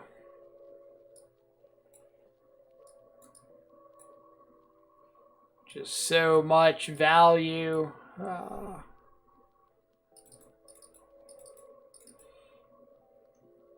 Like, I love the fact that they main phased the Ice Fang Coatl into our dress down or whatever, and it just didn't come anywhere close to remotely mattering.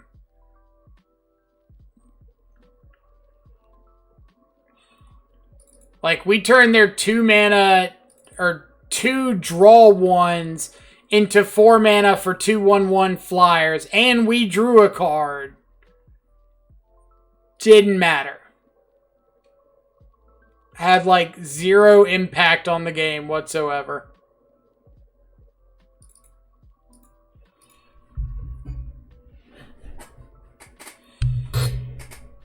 Like, hey, what about instead of drawing 2 cards, you didn't, and we drew a card? They're just like, oh yeah, that's cool. I'm still gonna win. But, cool.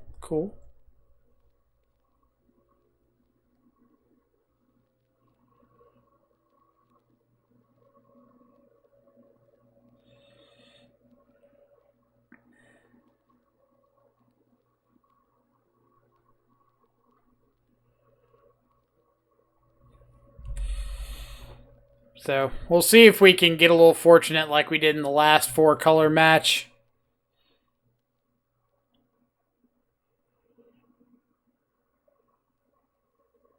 If they're not on... actually, I probably should have in more Stubborn Denials. Oh well. It, like, completely depends on Risen Reef. If they're on, like, a more creature-centric build with Risen Reef, Stub's worse. If they're on more prismatic endings and expressive iterations and all that stuff, then it's better. So...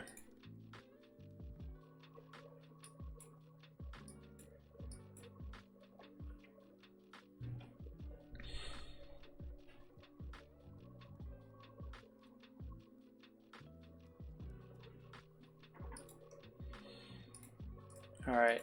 Opponent mulliganed. Step 1 complete.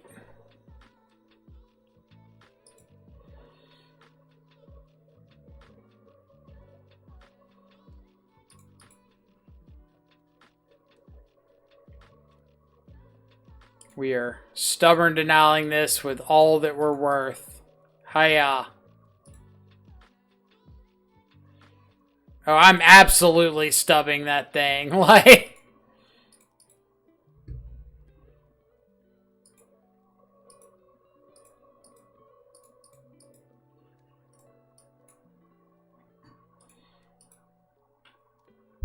Like, I'm not stubbing a turn 2 Wrenn and 6 anyway, so... It's not really a lot of arguments not to throw a Stubborn Denial at it.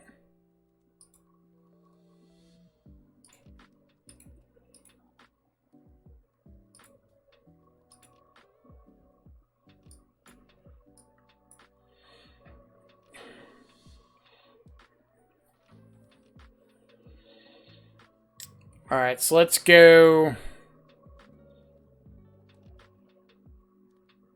dress down. I kind of want to just go dress down and Tarmogoyf to the yard. Just to have Delirium active for these Grim Flayers.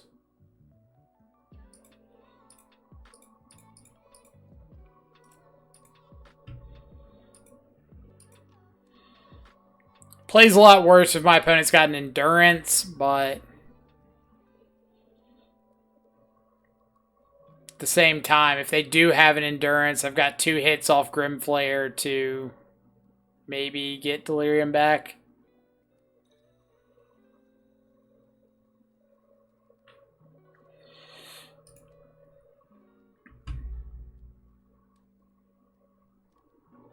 This deck cannot play around Endurance, which is part of the reason that, like, I was really off of playing Traverse the Ulvenwald. Like, so much of your deck already depends on having the graveyard, so adding more cards that depend on having it is a pretty big ask. Like, you don't want your A plan to be, hey, I need my graveyard to function, and then your backup is like, hey, I still need my graveyard to be able to function.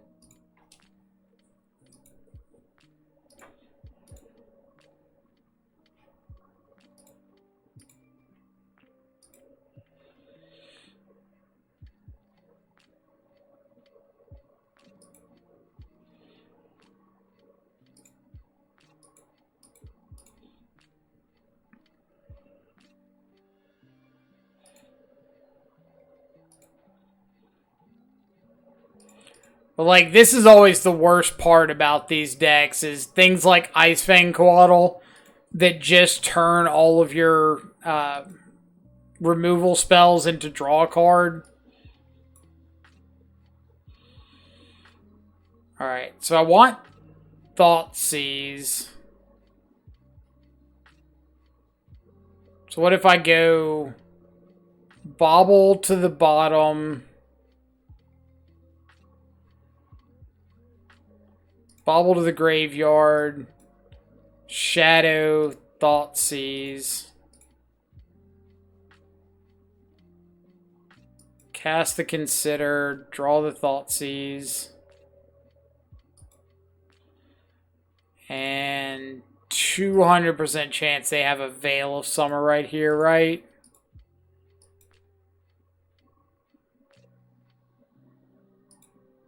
Yeah.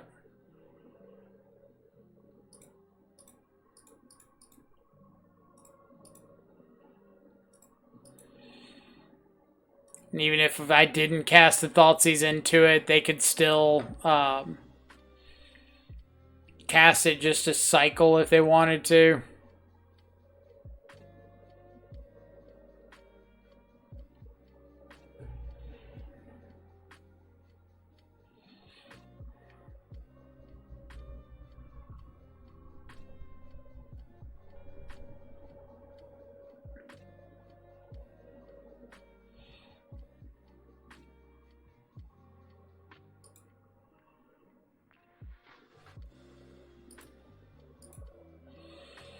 Losing Lightning Bolt in this version hurts a lot.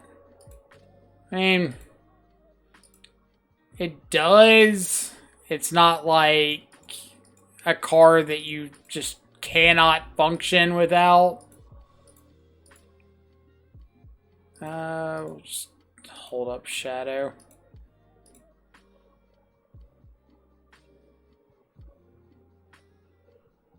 Like, I would say Fatal Push is better at doing the removal thing, the I need to kill something now thing. But Lightning Bolt is just like a little bit of extra reach is nice. But that's not what this variation is really centered around. This is like trying to tempo out your opponents with big threats and counter spells.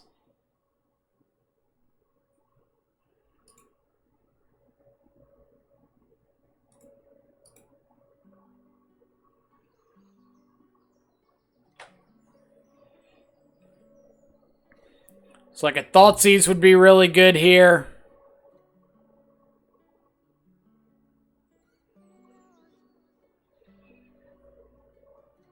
Thoughtseize would be really, really good here. 2, 3, 4, 5, 10. Got Ice Fang Quaddle.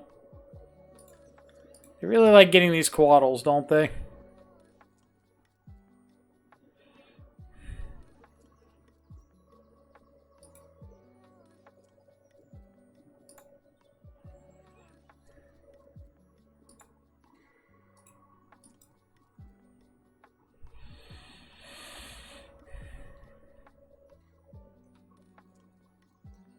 Let's see, Fatal Push is a dead draw lot in this format.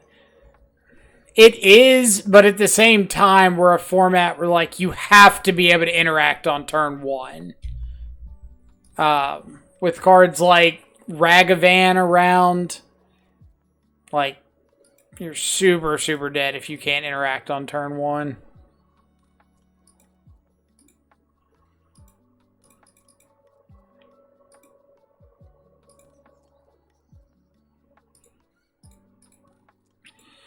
But looking at a game like this, it's just really weird to have Stubborn Denial, the Abundant Growth, have 3 threats out early, and just get to this turn 7 where we haven't like flooded out ridiculously bad, but we're just so ungodly far behind because it's been iteration, Veil of Summer, Free Solitude.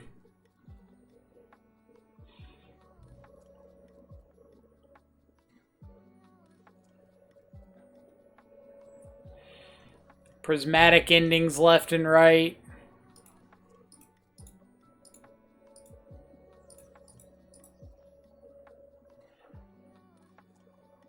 Show me the second Veil of Summer.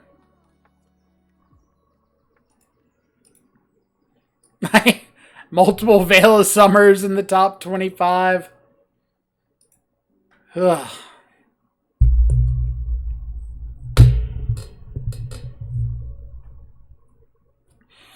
even like Veil of Summer is not really a great card right now. I mean, I think it's only good against the shadow decks and like nothing else.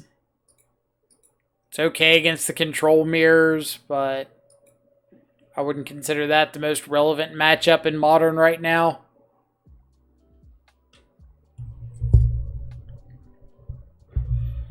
I guess it's okay against Cascade, where you can, like, veil their Force of Negation.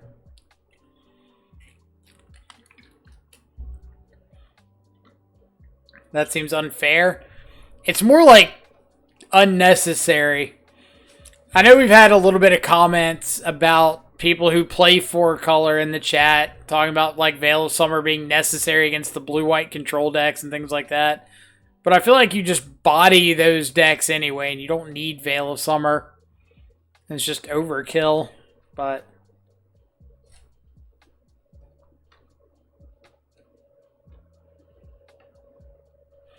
Hitting card decks need sideboard more against aggro than controller combo.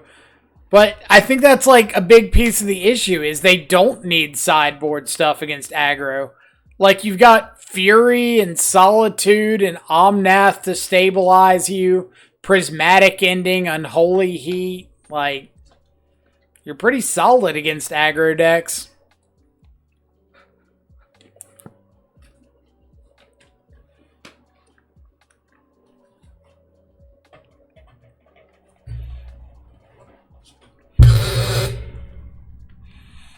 But it's more just like playing this 4-5 color pile. You're basically good against whatever you want to be good against because the mana is perfect.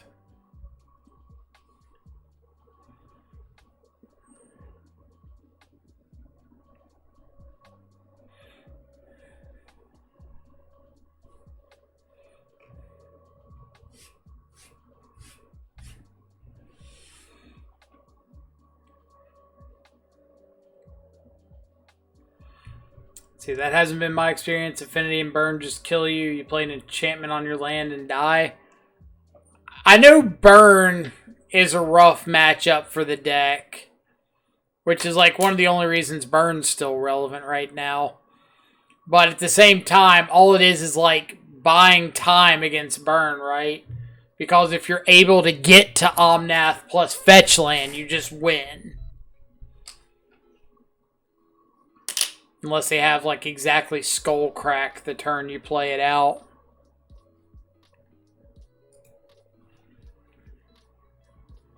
But you do have good answers to their dudes. All you gotta do is find, like, a little time to stay alive in between guys.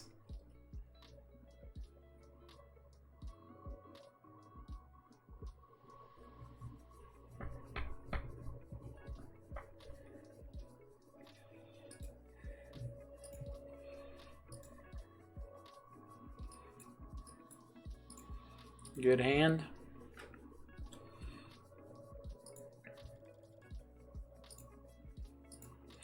But at the same time, a lot of Modern is matchup roulette. Like, I didn't put together this build to be good against the 4 and 5 color piles. Like, I built this version to be good against, like, the unfair stuff. The living ends, the rhinos, the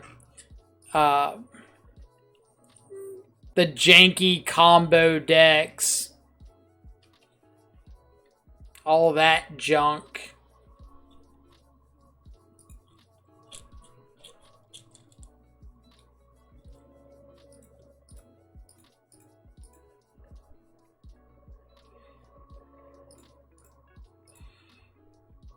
And, like, if I lose to a 4-color pile, I'm kind of okay with that.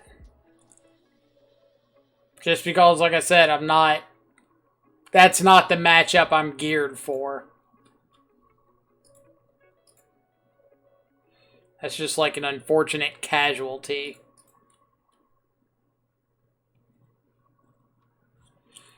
Yep, fire it off.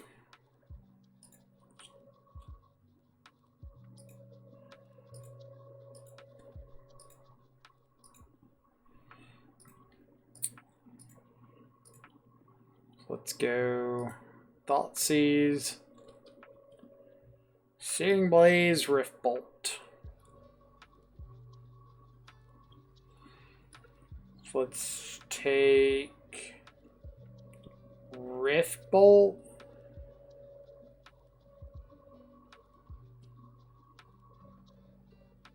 So I can't just like suspend this.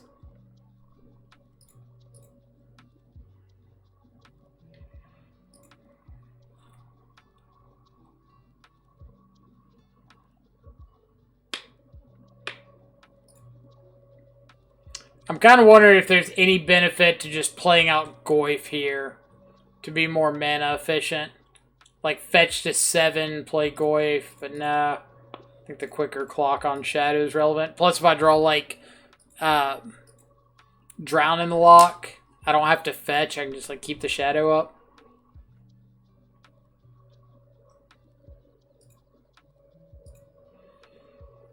No fetch land. Yeah, that's kind of the point I'm hoping, is they just have to main phase and, like, tap off their turn to Searing Blaze the Shadow. And can't just, like, sit back on it.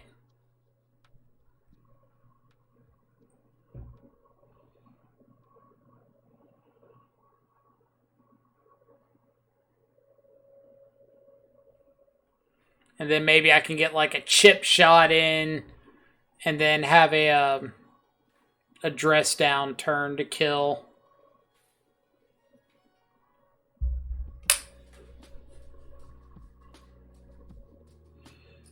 Yep.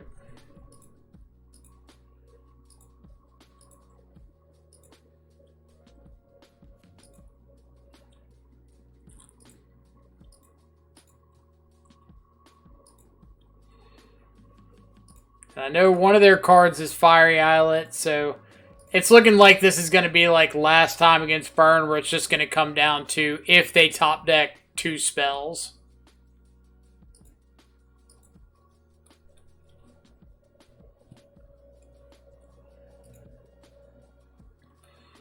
Like, they've got Fiery Islet, Unknown, Unknown. Creatures are dead.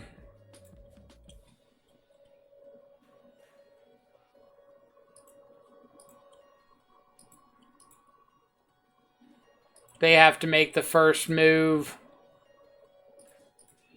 Bobble grows Tarmogoyf for what it's worth. Eidolon.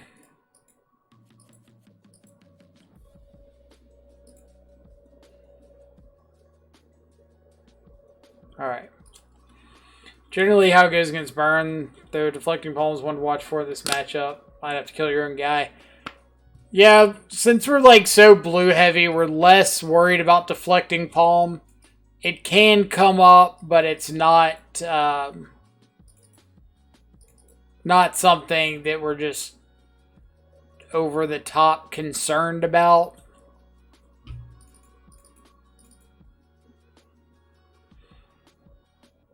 Especially since we've got like Stubborn Denials and Flusterstorm drowning the lock.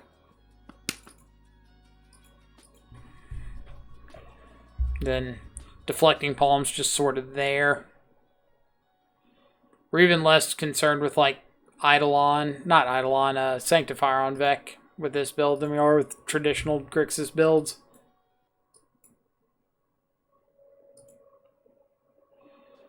What we are concerned with is our opponent just having like turn 1 Swift Spear, turn 2 bunch of burn spells.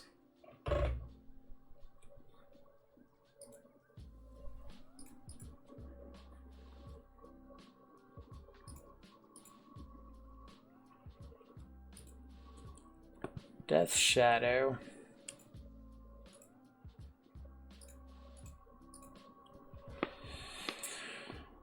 Shadow's a decent one to have in the back pocket.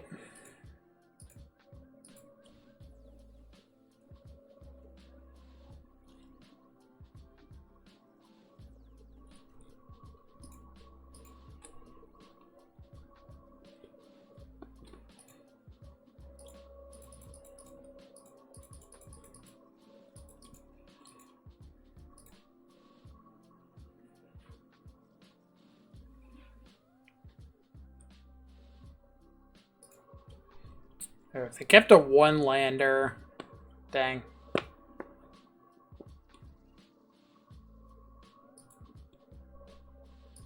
Just gonna say, keeping a 1-lander would have been really sweet for us. So let's get tapped Breeding Pool, untap, get basic Swamp, play Shadow. Say go.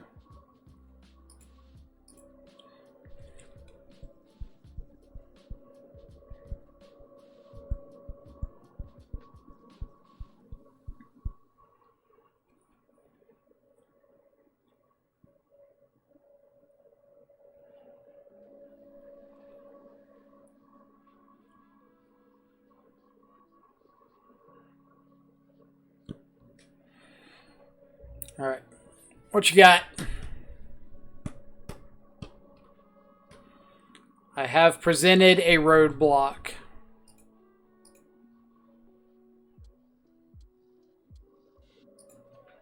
You have not presented an answer to the roadblock.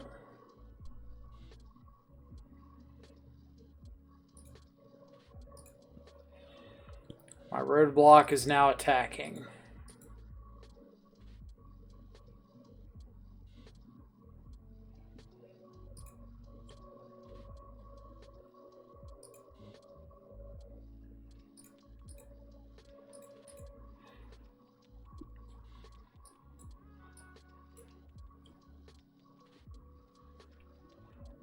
Are thou going to attempt Forest Charm? Let us Flusterstorm.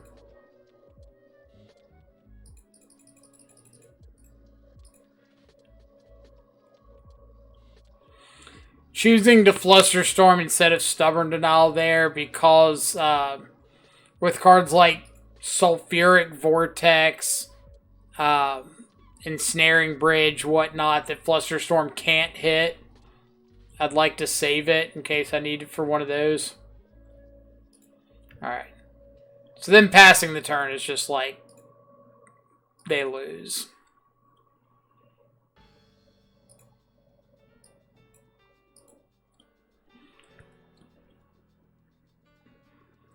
Attacking with just Shadow because attacking with Grim Flayer doesn't change the clock here. It's still 8 and then 10 next turn. And if I attack with both, I run the risk of them just like top decking Creature Burn Spell or something to kill me. And contrary to popular belief, I don't want to be dead to Creature Burn Spell.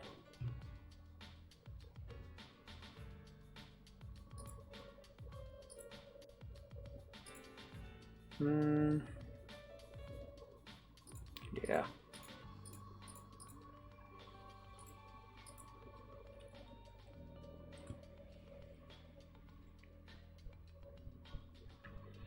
Now if they do something like kill my Grim Flayer, I can fetch Shock for lethal.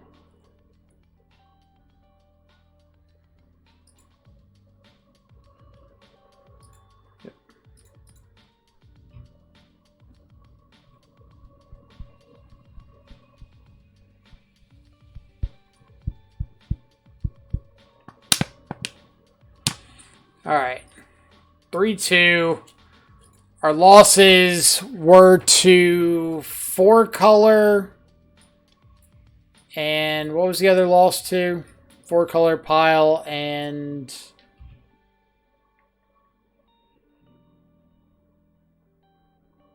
what was the other one?